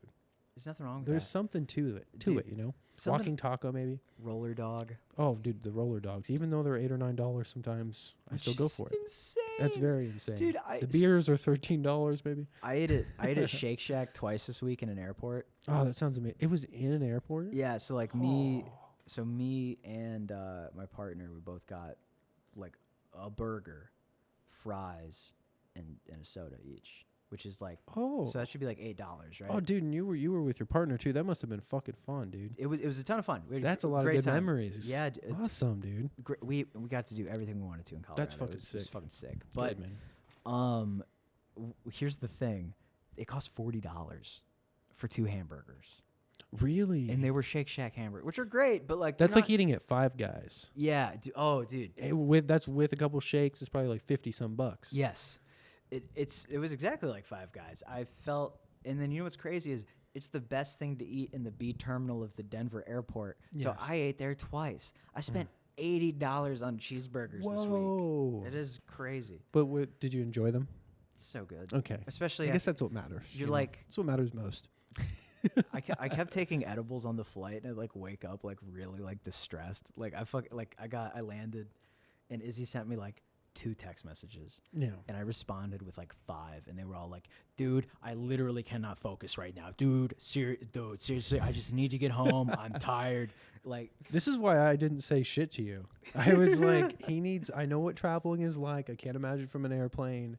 You know, you're just going to be so inundated with all the amazing memories and traveling that you had. It's like, I wouldn't want anybody talking to me either. dude, You know? those So I'm glad I did that. I felt, you go with your instincts sometimes when it comes to your friends. You gotta leave them alone, okay? As much as you check on them, you gotta leave them alone. dude. Okay.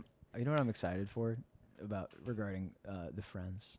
The fucking Kill Podcasters meet up in fucking Cali this summer. Or Yes. this winter, January. This hasn't been talked about. no one's talked about This it. is a first announcement. There's some people on the network who don't know that we're doing this yet. Oh, yes. This is an exclusive, a KPN exclusive, But everybody. yeah, we're doing some I don't know what you want to call it, team building, chilling out. Yes. Fucking I don't like, Much needed hangouts. yeah, no, that's the thing is Okay. Overdue. we're good friends with these people now, and it's Oh, just fuck like yeah. like it feels weird. It feels weird not being able to like go across the street and like fucking be like, "Hey, Izzy." Like, you know what I mean? Yeah, It's if I want to be able to drive 10 minutes and go hang out with this person, I can't do that. No. It sucks. It sucks fucking ass when you're so far away from like your best friends. Seriously, sucks dick. Yes. And we just and we keep signing people that are farther and farther away. I can't wait for our first international. Yeah, we need a acquisition. building like Sirius XM, No, you know. dude. So we were actually looking at a building. Oh, that's Um, going on? Yeah. Well, the building we were looking at is under contract, so we lost it. We Damn. fucking lost it. But the good news is that means that we have financial backing for like an office building, which is like kind of cool. Like there's someone willing to help with that. I was thinking we should go with one of my original ideas. We should try to find one of those old Masonic buildings, Yeah. temple buildings, and just take over the whole place. So I have actually looked at like small town like storefronts and shit. Yeah. I don't know if there's any Masonic places for sale. There might be because If I found one once, so if I was able to do that, there's got to be some out there. the lodge in my hometown just lapsed on filing. So I think their building might You just probably got to be a lodge member to even rent out the place now. You know, to take that over. dude, my great grandfather was a master mason for 55 years. Have you thought about doing that? I have, yeah, totally. When I was kind of like desperate for a day job, like the idea of just being like, okay, I have weird skills that you kind of need to know me on a socio-personal level to understand like how I'm useful to you. Yeah. And if you do, I'm wildly financially useful to you. So the Mason seemed like a good way to be like, show up and like be like, hey, I'm a good boy. You need something done, I'll do it. Yeah. It's a good way to network too. It's a great way to network. All but walks of life, you know, and you can only be a stand-up person really to get into that. yeah, you So- can't be a shitbag. Yeah. And they'll like do weird stuff like interview people in like your community, and then they'll also like I don't know if you still need this, but like you need to like get sponsored by like 2 current members. something like that. Oh, it's one of those things. Where they at least someone needs to vouch for you that like you would make a good. It's Mason. like trying to put a food stand at the local fair. I know one kid from high school that became a Mason. He was in like one of the pre-Mason orgs. He was in Demole, and there's all these pre-Masonic organizations that you for kids and teenagers. I didn't even know about that. Oh, dude, and there's ones for women and girls like Order of the Eastern Star, Rainbow Girls. Like my partner was in Rainbow Girls, which is a Masonic organization. What a great name! It's super cool. I mean, they're all super cute names, and the organizations are fun. They just have like cute little pentagrams on everything. Very, very fun names on these esoteric groups. Yeah. Well, you got to make it kid friendly, so I don't blame them. The most disappointing thing about the Masons is, actually becoming somewhat accustomed with like what ritual. It's not the death rituals that. It's. Yeah, or I mean, they are simulated death rituals, but like the thing is like. People are too hard on them about that, by the way. Yeah, because they're symbolic. Yes, these have been played out for so long. Like this is a part of a tradition thing. It's not like supposed to be creepy or lame or something. It's symbolic to this group. Like I don't know how people don't understand that a little bit. It's Yeah, I think people are so quick to. People really want to find the devil, and I don't mean like they want to find a bad guy. Like people really. Actually want to find Satan and be able to point to it and go, that's Satan. Yeah. And so like you go find some weirdos who have been accused by a pope of being actual Satanists, and people run with it. Yeah. No, that's real shit to get all worked up about. Who's that guy that just exposed all the Freemasonry rituals? You know what I'm talking about? Leo Taxel? Maybe that's who it is. He was like, every 24 hours, I'm going to release more parts of this video. I was in an actual ritual. No. Oh, I'll have to show you. But he released some of the actual rituals, one of the death rituals. What was going to stop him from posting it? Why was he posting it like that? I'm not sure. Was it like give me money? I think he wanted someone to reach out to him or something like that. I don't remember what the whole clause was with that. But he's secretly recording it on some hidden camera, and he's a part of the ritual. Is it Blue Lodge Masonry, like just regular? Yeah. Okay. Yeah, and I was watching the ritual, and everybody in the comment, oh, this is some creep shit. Even people we know were sharing it, and I was just like, these are just old men doing a play. Like it's a psychodrama. Everyone just like calm down. Why are we being so hard on it? It was a new member initiation ritual. Oh yeah, those are kind of intense. They have like the sword and shit. Yeah. And yeah. But I was like, blindfolded. Come on, guys. This is a play basically. Why are we getting all up in arms about this?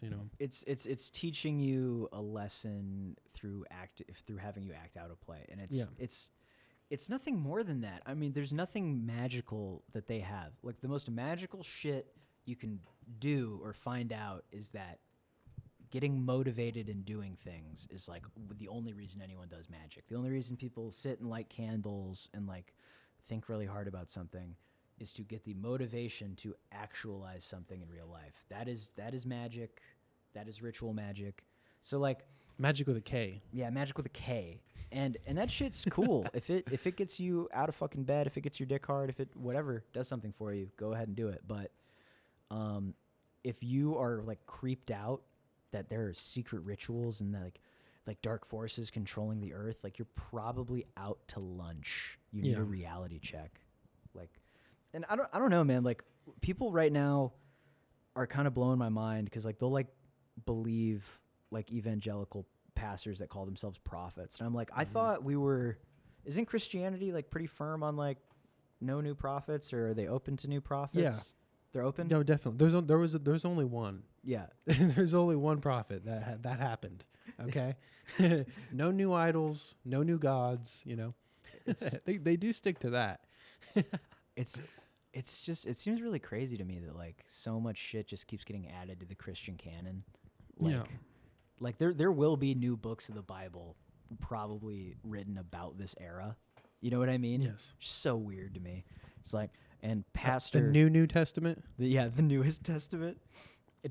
Well, it's going to happen. Maybe in our lifetime, there's going to be someone that shows up and is going to convince minimum 100,000 people they're Jesus. Oh, what an uproar. Well, with all these cults and everything, and then making up as long as they go, and cherry picking everything, they probably make their own Bibles and stuff, so you're not far off with that happening. Oh, dude.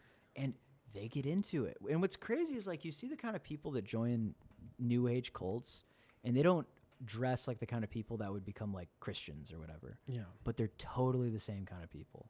Like it's I think everybody wants a sense of community, and I think most people are willing to compromise reason to have a sense of community for sure. One of the only people that I feel like he's a great example of taking a lot of the reasoning and everything with all of that and like truly applying it in like a real way is Victor. Yeah, the occult technician. A cult technician who's on the network. I feel like, you know, he's not out to lunch. No. You know what I mean? He's taking it down to a real ground level. I don't know. You know. I think he's got a good sense of actuality with it. There's a great number of things to be said about conspiracy, capital C, conspiracy. Like conspiracies happen. Conspiracies are two people agreeing to do something. Yeah. And I think Victor's approach is like he's reading you texts about how people conspire. So like that's interesting to me. Like I want to know how I might be manipulated. I don't want to be told you're being manipulated by an underground bunker of Jews. Like that. I'm just not buying that crap.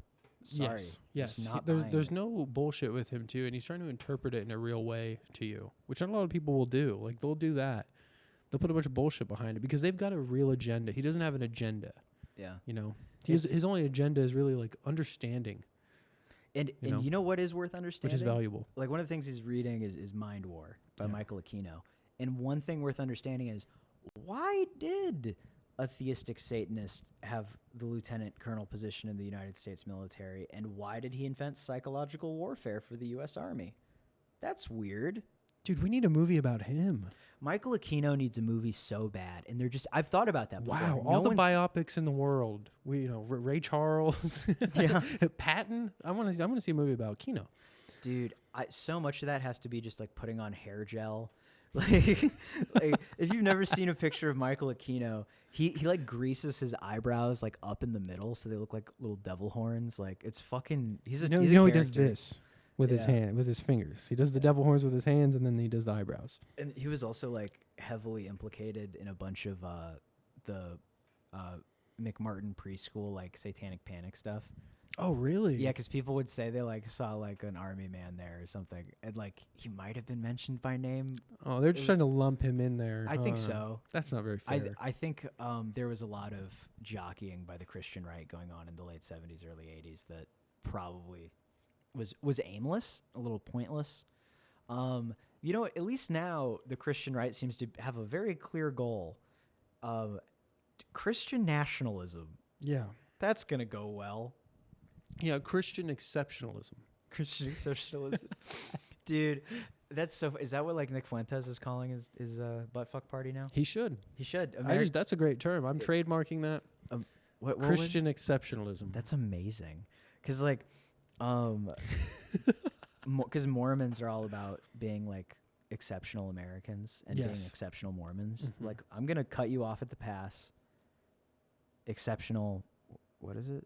Christian. Christianity. Exceptional Christianity. Yes, that's even better. My Jesus flip-flop those a little bit. My Jesus is immaculate. Oh, I'm sorry, I didn't mean to. No. I like that a little bit better. It's a little further away from the American exceptionalism term. That way it doesn't seem like I just ripped that. So. No, I think you should. Christian exceptionalism sounds so rad. You could use it both ways, I want to see what if the effects immediately works. Oh, damn, it doesn't. Fuck. All right. A little tremolo. We've been going for an hour 40. Oh, wow. I feel good. It's been a while since we did a real long one. Oh, yeah. No, I'm excited for it. And I feel bad.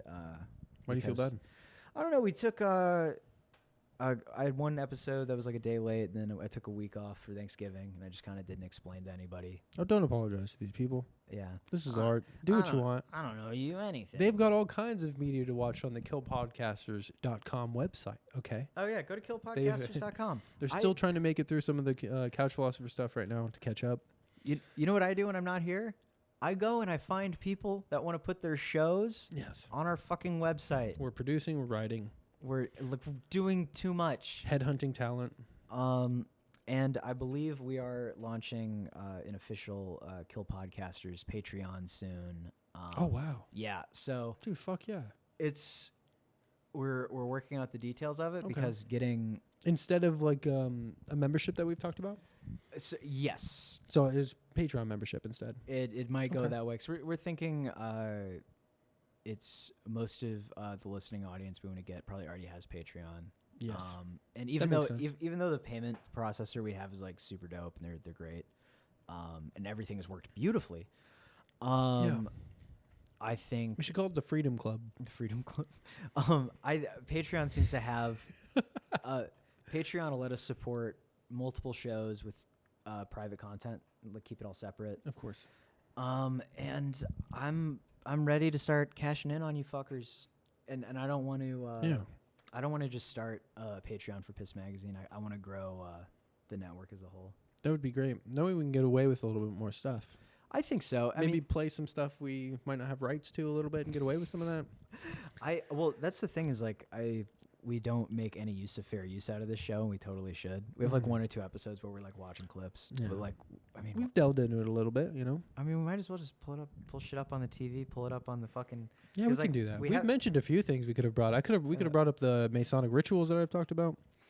Oh yeah, dude. Well, yeah. and I recently listened to a great podcast, The Nonsense Bazaar. Their episode on Leo Taxil about. You talked to me about this. Dude, Yeah, personally. He like single-handedly like conflated Freemasonry and Satanism. The original troll. He straight up the OG troll. Like his story is awesome. It might be something we have to talk about. We need a biopic about him, about Aquino. Dude, honestly, like for all the people, like we're kind of obsessed with like cult leaders and murderers right now, but like And trolls. yeah, and Original trolls. OTs. but I can't do another like Waco documentary. Like Mm. there's literally Well, that's why Taxel would be so much more fun than Yeah. Koresh. well no, and No Koresh content. his fun thing is like he got excommunicated from the Catholic Church and then just tried to get back in, and by damn it, he fucking did it. Gotta commend him for that. Yeah, and also like, who cares that much about being Catholic? That you're fucking. Well, and weren't they like, no, we know your deal. Yeah, You you'd can't think. come back, dude. He just buttered him up and said the right things. So actually, how he got back in. That's what you gotta do. And God, I feel like I'm repeating myself, but he was literally like, "Hey, Catholics, I'll tell you everything bad that the Masons do, and I'll write about it." So he started just like being like a mouthpiece that the Vatican could use as a source, and it was He's basically doing his own political cartoons about them outside of the organization, you know? Isn't it weird to be just like working at the Vatican? Like you just don't fuck. You show up, you work like a super specific job, like you're a librarian or you like restore paintings. Seems to be a lot of librarians there. Yeah, they have one of the largest like private libraries, or probably one of the most difficult private libraries to maintain. Oh yeah, they got those secret libraries there. It's like a like quarter- catacomb, I'm sure. Quarter-mile underground. Ooh, and they're like, who knows what they have there? That's the mysticism with that whole library. Dude, can I use your vape? Yeah, I think it's shit though. There you go. Is yours dead or something? Yeah, just There you died. go. Let's try grapes. Shout out It's to my about to homie be the grapes. flavor's about to be out, so you might not like it. I'm Oh. on the end of my life cycle. Wow, that one's got that really old school kind of like cough medicine flavor. I like it. Yeah, I'm a grape guy. A lot of grape does kind of have this. It's cotton. It's magic cotton candy. Grape. It's okay. So There's a couple of different. I don't know what the magic. there used to be this shit. It's all I smoked in like high school. I have those shitty hookah pens. Google hookah pens, kids. Classic, dude. Fucking, it was called Ruthless Grape. Whoa, And- that's right up my fucking alley, dude. Yeah, Oh, and the bottle looked like a fucking Affliction T-shirt, oh yes. and it tasted so wrong. You should not really? be. No, it was so perfect. It was great. okay. It tasted just like that. the good wrong. Yeah, you're like, cancer shouldn't taste this fucking good, fucking Yes. delicious. That's dangerous about this stuff. Yeah, no, I'm. I know people watch us and they're like, oh, they're huffing on that fart gas and everything, but it's like, I'm sorry, man. At least it tastes good, okay? Oh my god, yeah. At least it's not a fucking Marlboro Southern cut. Yeah, Right. dude. Yeah, I know. You know, We're not King Cobra. Okay. my favorite thing to do is ruin Southern cuts for people and tell them what Southern cut means. What does it mean? It means the stem is included. So if you were to unroll a Southern cut, you will find a whole tobacco stem in there, and that shit is huge. Dude, I wish we had a pack of that now just to like prove that. I wish we did. That would be that would be fucking cool. I never knew that. We have a pack of Good thing I'm never gonna smoke those again. Yeah, we don't smoke here, but we have some cigarettes from my drinking days. So From like 20 years ago, we've got, yeah, we've got a pack of cigarettes we bought off eBay. we're gonna light up some Parliaments, dude. Nice. I've thought so hard about smoking on this show, so hard, and it's not worth it because I'm never gonna wash that laundry over there. It'll smell like smoke forever. Oh yeah. Once you start, you're gonna fuck with some of the equipment around here. Yeah, no, it's not happening, and We end up. It comes finally the time to move all this into a studio, and you get it there, and it's all like it's got a tinge of yellow all over it. Yeah. Oh God. No, I'm very diligent. Yeah. Because I do smoke in my house, and so like I have to like fucking, I try to keep it away from everything. I'll sacrifice my speakers because those are getting up there in age. You're getting the use out of it. Yeah, they So, sound amazing, and You're not taking those outside to show off to everybody. no, You know? no, they're not being filmed actively. But dude, this is I think this might be the move for Piss Magazine. This might be how we roll. Yeah, you like digging this? I like this angle. I did. You know what? I left my fucking prep upstairs, so I didn't get to fucking hit any of the bits. But like, that's fine. I don't give a shit. Do you remember anything else you had? No. I've just today I wrote some stuff for Hypersigil, our sketch Nice. pilot that's coming out this summer. Dude, I went through some of those. Yeah. Fucking hilarious. Did you go through them today? Yes, before I came over, because you linked me, so I went and checked out some of the prep. Wow. Did you check out any of the ones on the bottom? Oh yeah, I read the whole thing. Oh, nice. Of course, I had to. Stuff I haven't seen before from us. Of course, dude. I gotta check. I check out all the stuff. People don't know this. I watch all the shows. I check out all the content. I watch everything. Yeah. You know? I need to be fucking better about it. You see, I don't blame the upper guys in the company for not being on top of like all the content because you guys are doing a lot of stuff. You know, I feel like that's part of my job. I'm a fan too. Yeah. I'm a fan and I work here. Lucky enough to work here. You started off as a fan. Don't denigrate yourself. Yes, start off as a fan. It was like a win John's job situation. Dude, it was was that a reality show? Oh, that was Howard Stern. Thing. Oh, When John Melendez left, they played a game to try out different people to win his job. Did Artie Lang win? Oh no, he was on there before. Okay, before Melendez left. Yeah, no, that's how they got the prank guys, Richard and Sal. Oh, weird. Yeah, That's wait, like the Impractical Jokers guys? basically. That's insane. Yeah, that's how they got them. Um, They made them take a week. But one guy got a whole week, and he had to do a bit on the show for the whole week. And then they took all the weeks and were like, "Who was the best?" that's okay. That's not a bad way to do it. Yeah. I mean, I would It's hate a month's worth of content. So yeah, I mean, I guess if I'm getting paid the whole time, I don't care. But I would hate to have a gig dangled over me for a month. I mean, it's happened before. And oh yeah, you're working there for free. Yeah. Like, oh man, on that high level of a high profile of a job. Yeah, luckily I've never been in a position where I've had to work on it for free. But just when someone's like, "Yeah, dude, we got something good coming for you in a couple of days." Dude, every day doing something like that for like 5 hours. That'd be fucking crazy. Internship on that. Dude, I love every internship I've ever been on because all I have ever had to do was move furniture and then resell office supplies. Imagine doing that, and then you have to also write and perform. Oh yeah, that would suck. Yeah, That's what make somebody's food too. That's what being at UCB is like. Like Is it fucking really? Oh yeah, dude. Yeah, so you're at the Upright Citizens Brigade, which is like a comedy club and also an improv school. They're back. They were out of business for a little bit, but they're back. And I didn't know that was still in existence anymore. Wow. Yeah, they went away, but they're back.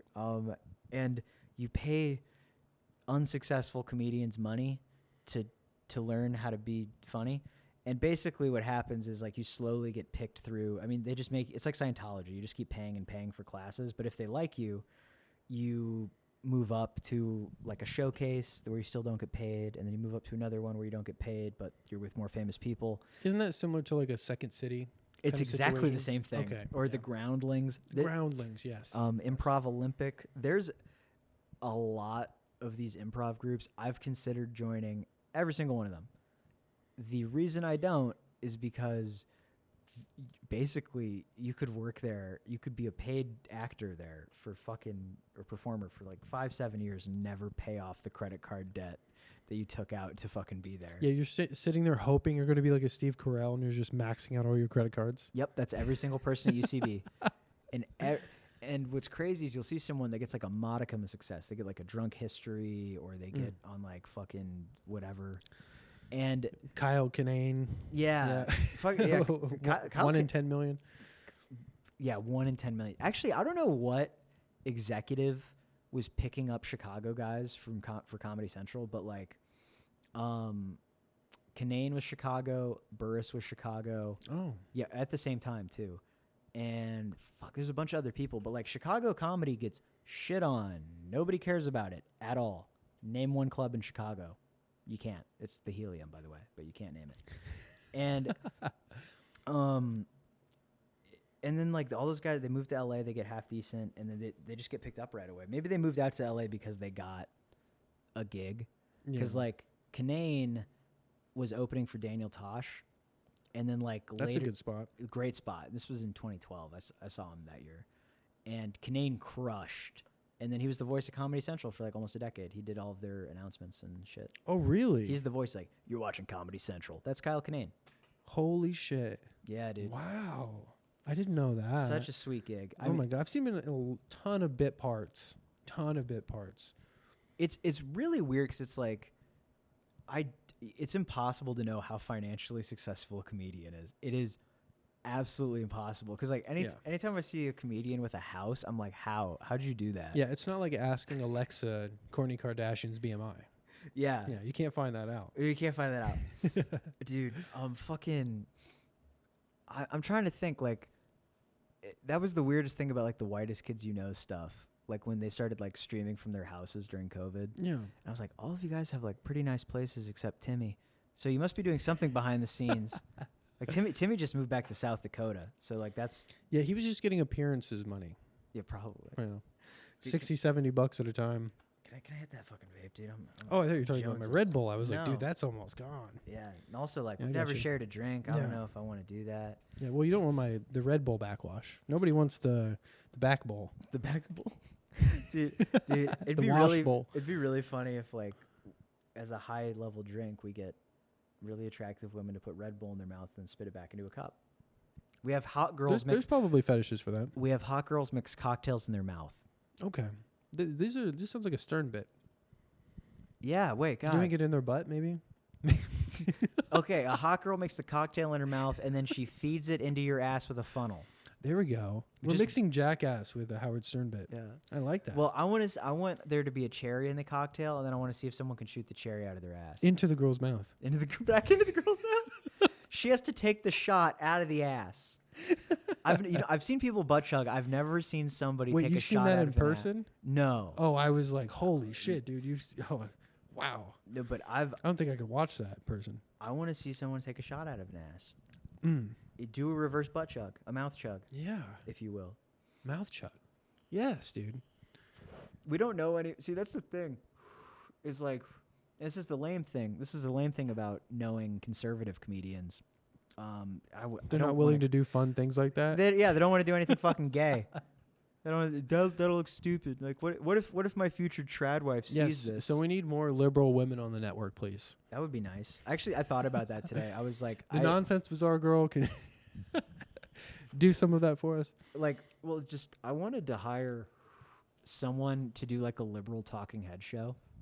Yes, like, that would be good. We don't have any like outwardly like fucking like right wing programming at all, and like those like I'm not political at all.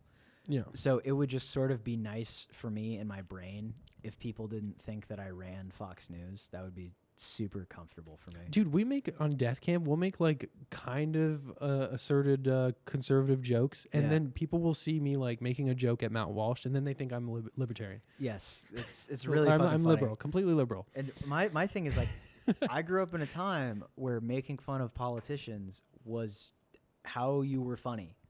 It's like the one time you could be an adult is like fucking being like joking about politics. And so I'll do it to anybody. I don't know. You make jokes now and you're automatically taking a side. Yeah. It's like I can't just poke fun at a personality, dude. Like that's the, Did what the fuck is wrong with you? Die with Jon Stewart? Like can we I think so. He might have been the only one allowed to. Him and Colbert, they were allowed to make fun of liberals and make fun of MSNBC, but they would only ever do it like like if I don't know, you'd have to like fart on air or say something like say something truly like reprehensible. Yeah. But Fox News was a fucking gold mine. Like honestly, I didn't realize this. Maybe we can just flip the script and make 2 shows. Cuz like they would just take conservative clips. They would do what we do with shorts. Yeah. And then they would just like instead of doing like commentary, they would just do jokes. And so what if we just do that? Oh, we could do that. We just do a political clips roundup, and then we fucking do that. And boom, new show. God does not want me to make this show. It's the cotton candy. It's the cotton candy vape. Literally. It's the magic. That's the magic happening. You know it's good The when magic is manifesting in you. when the phlegm tastes like the vape juice. It's good. That's why we do this. In case we cough, the mucus tastes good. Dude, I think I like the Tuesday Piss magazine. It's really nice after work. This is pretty good. Yeah, you were all hyped up. You had a lot of energy after work. I was surprised. Yeah, I'm an outside manual labor guy, so I'm like always exerting myself and walking miles basically. Yeah. So I'm a little more tired, but your energy kind of brought me up. So, Well, I'll tell you what. Adderall and I'm drinking caffeine again. So that'll do her. that'll keep you going till 8:30. Oh, fuck yeah. I'm sure. It's you know what's weird is like when you have ADHD, it's like such a fucking background substance. Like I take it and like just forget that I took it. I'm just happen to be able to. You got to tell the audience you've got a prescription. Yeah. Oh for yeah. these things. Okay, God, everybody. not These aren't recreationally. No. God, Okay, don't. everybody. And here's my thing. If you have ADHD, to go get treated for it. But like if you don't have ADHD, just sleep more, faggot. Like just get better. Just sleep better. Get a neck pillow. Like fix your circadian rhythm. Yeah.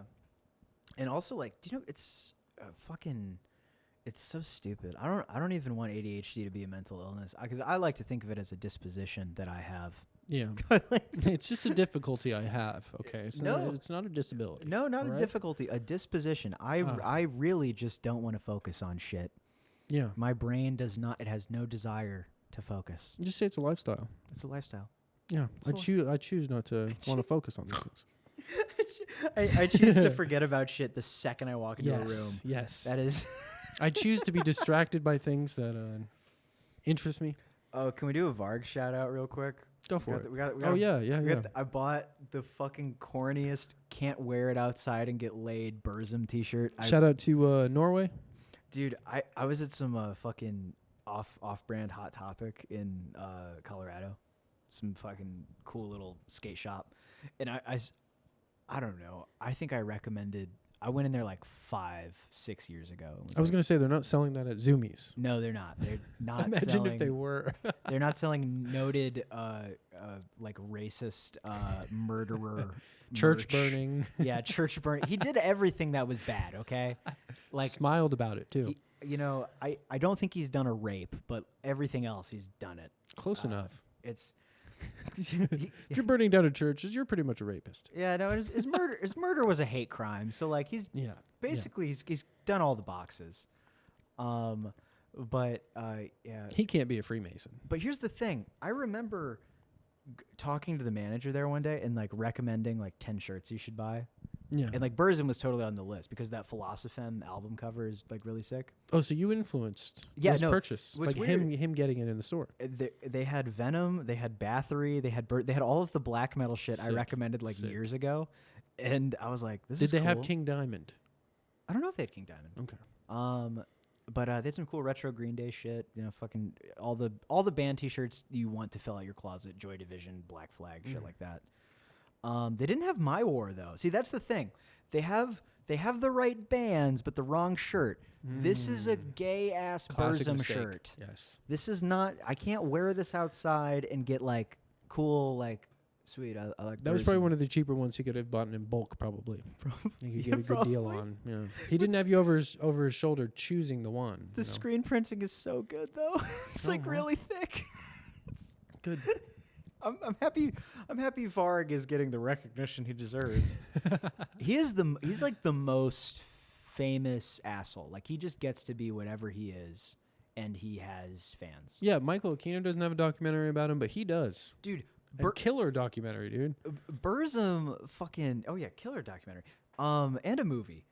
Bert. Oh yeah, with one of the Culkins. Yes. Yes. I Lords of Lords of Darkness. Darkness. Okay. But I can't fucking remember what I was gonna say. But yeah, like the story of Varg's life is like truly crazy, and like just the whole black metal scene. But oh yeah, that little record shop they owned. All the lore. There's a lot of lore.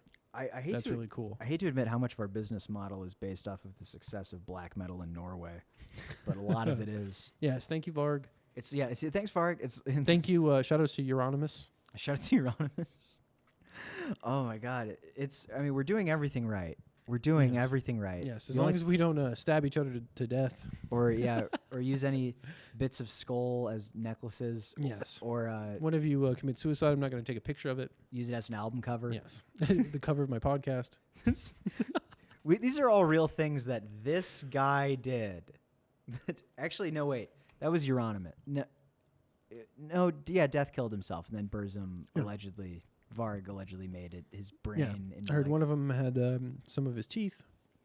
Yep, there's skull fragments were made into jewelry. Oh, that's what it was. Okay. It was pretty crazy. Well, what's crazy is like his body was found by a band member. That band member goes across the street to like a Walgreens and gets a fucking disposable camera, takes a picture, and then it's used as the cover of a bootleg album. But here's the thing: how did that picture get into circulation anyway? Well, I always wondered if the member killed him. I always wonder about that. It's the one thing I've wondered about is if that was all staged. Wow, I never thought about that. That it wasn't really a suicide, and that they probably somebody just had that psychotic thought, like, oh, it would be a sick album cover.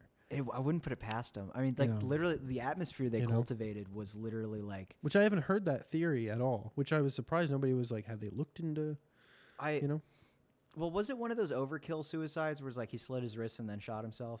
Oh, that I don't know. That could be. It could have been just one of those, and like people usually are just like, that's probably a real one. Oh wow, yeah, that's probably why maybe it wasn't investigated. Well, in that far in depth, It's black metal's a truly interesting fucking thing. Like honestly, I should probably just host a black metal podcast. We listen to a wall of noise. And then we can review some of it. That'd be cool. Yeah, I'd like that. I would really like that. That'd be interesting. You know what's funny? So like most black metal bands aren't signed. We could probably just email them and be like, "Can we talk about your album on our show? Like we'll listen to it." Well, and I love that like Varg would purposely choose like the shittiest equipment. Yeah. Yes. Which is I'd love to review some of the equipment in production. That would be they went fun. Through, how bad it was, and what would be really fun? Because we could probably for under $100, $200 test these things out too. Yeah, like we could probably buy the Logitech laptops or Logitech desktop speakers he was using. We could probably find we could probably buy his actual. We'll just reach out to him. Yeah, I'm sure he's still got some of that. Dude, that's him right now. That's he's getting back to us. We've already talked about this. We're communicating with Varg. Varg says it's cool and hail Hitler. End quote. No, dude, he's one of those guys who's like, Hitler was a pussy. He did not do enough, and he wasn't badass enough for him. Yeah, Hitler's not cool enough for him because the Holocaust allegedly didn't happen to him. He's a denier. Okay. Yeah. I like that one of the most evil dictators is beneath him. Yeah. Too lame for him. Yeah. You know what? Paul Wincock told me he got a strike for saying the wrong number of Jewish people died. Over all the other content that he produces? Yes. Well, his YouTube is fairly tame. Yeah. Compared to other. Oh, I thought you were talking about the Twitter. No. His fans are fucking weird. I was like, that one little detail. Like, his fans are the strangest group of people. I can't wait to get to know him better. Till there's the Cock Con. The Cock Con. He's Paul Con. He's threatening to post that edited version of the interview. Oh really? Yeah. I don't know what's gonna happen there, but there needs to be some consequences. Okay, you need to bring the hammer down. Yeah, you're training. We train here with a bag every day. Yeah, that's the thing is I don't think he knows about the cancel us tier on Patreon, where we put everything that's actually bad, and it's like it's $10 million, and you can cancel our careers. It's $6 million. That's $6 million. It's actually only $250,000. Yeah, it's What's It was more like you it gotta was more stop yeah, doing that joke. it was more like $5,600. $5,600. Yeah, 5,600. You know, It's too good of a joke. it's too good of a joke. Yeah. It really is. Callback. You know, we like it's- the callbacks. You know what? If make another popular genocide, and we'll make jokes about those numbers. Yes. Like how many Native Americans died? Well, a lot. Not enough. Kidding. Well, you know, there's Hey, I can say there's that. some new ones that are coming to fruition, so we just got to hang on, be patient. I'm Cherokee. Sorry. You might be. We might be able to get a grant. Might be. But You I might be able love to get a that. grant if you are. You can't. Here's the thing, people, and I feel really bad for people that are like mixed race now and like super light skinned, and they're like their grandkids will just be white, right?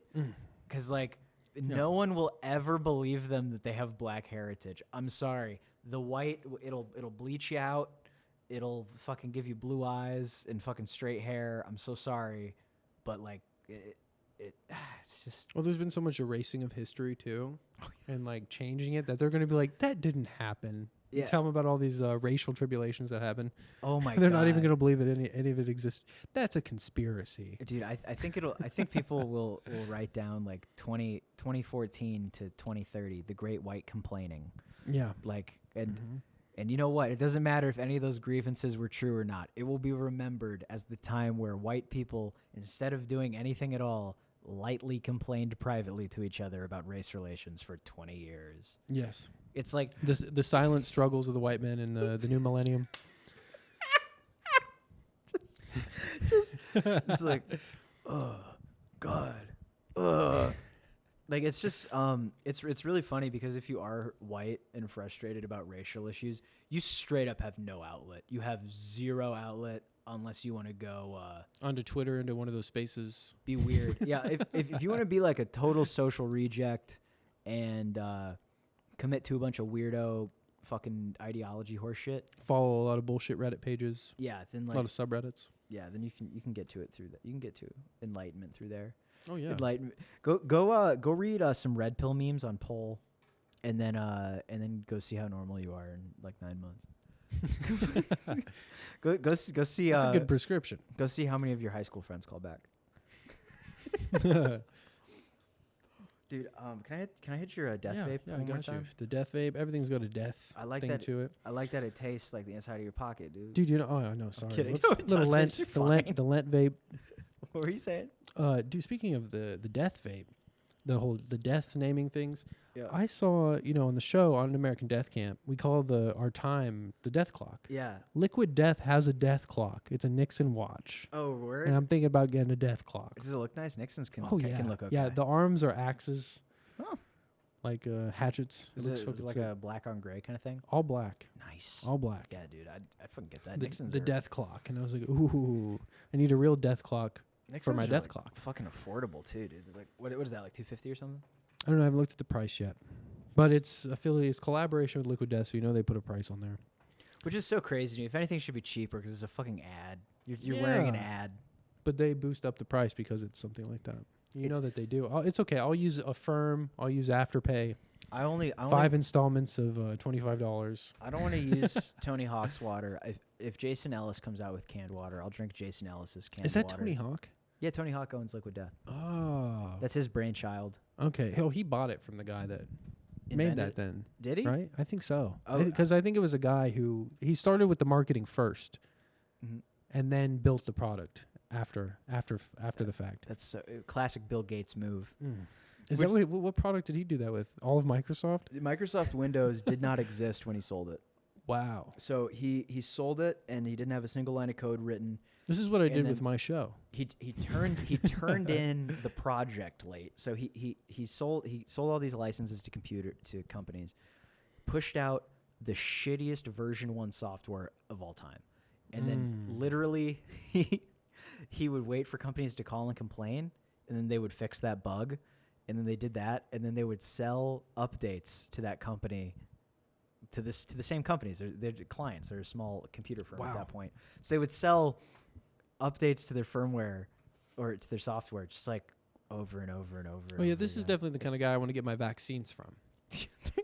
A shrewd businessman. Yes. No, I'd see. This is why people liked Jonas Salk. Jonas Salk didn't have $1 billion in maggot farms in Arkansas. That's a real thing.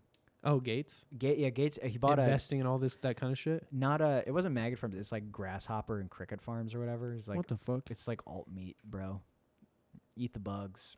Oh, it did a way off of like agriculture.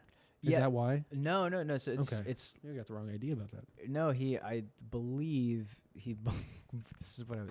Man, maybe this is just some conspiracy shit I overheard, but he bought a bunch of farmland in the South, and I heard it was allocated for alternative meat research.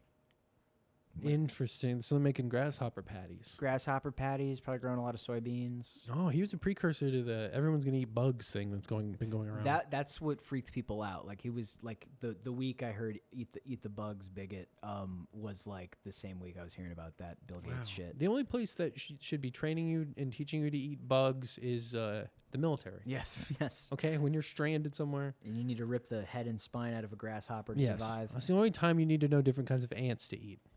Let's get educational. If you want to eat a grasshopper, you grab it by its back, by its hindquarters and its head, and you pull the head out. It'll take the spine with it, and then you can just eat the grasshopper. Oh, well, I know now I don't want to be reincarnated to a grasshopper. You do not, no, especially not near a barrack. that's not near a training base. It's one of those weird things that like people that were in the army in your family like tell you. Oh, they did that kind of stuff? Yeah. Oh, it's wow. just, yeah. It's part of like SEER training, survival training. They teach you that. They teach you that kind of shit. It's high in protein. Yeah, they say shit like that. Well, oh my god. Well, we're at 2:10. Okay. I'm ready to wrap. But it's been nice talking to all y'all. Hope you enjoyed the Piss Magazine. Watch all the shows on the network. Yeah, please do. Go to killpodcasters.com. You'll get a list of all the shows that have been posted recently, and I think we're gonna start publishing like a weekly calendar to the Twitter. So at killpodcasters. Ooh. And if you want to reach out to me or Emmett personally, I am at Piss Magazine, and Stone Fox Detroit is at Stone Fox Detroit. Yes, on Instagram, Twitter. I'm just on Twitter, and I can also be reached at Tanner at killpodcasters.com. Email me if you have some business shit you want to talk about. All right, y'all. Have a good one. And you know what? Next week, we're bringing back intro music. We're bringing back outro music. Yes, my favorite thing. My favorite thing of the show. I know. You're love right. that. It was missing. Oh, yes. It was missing. It's good.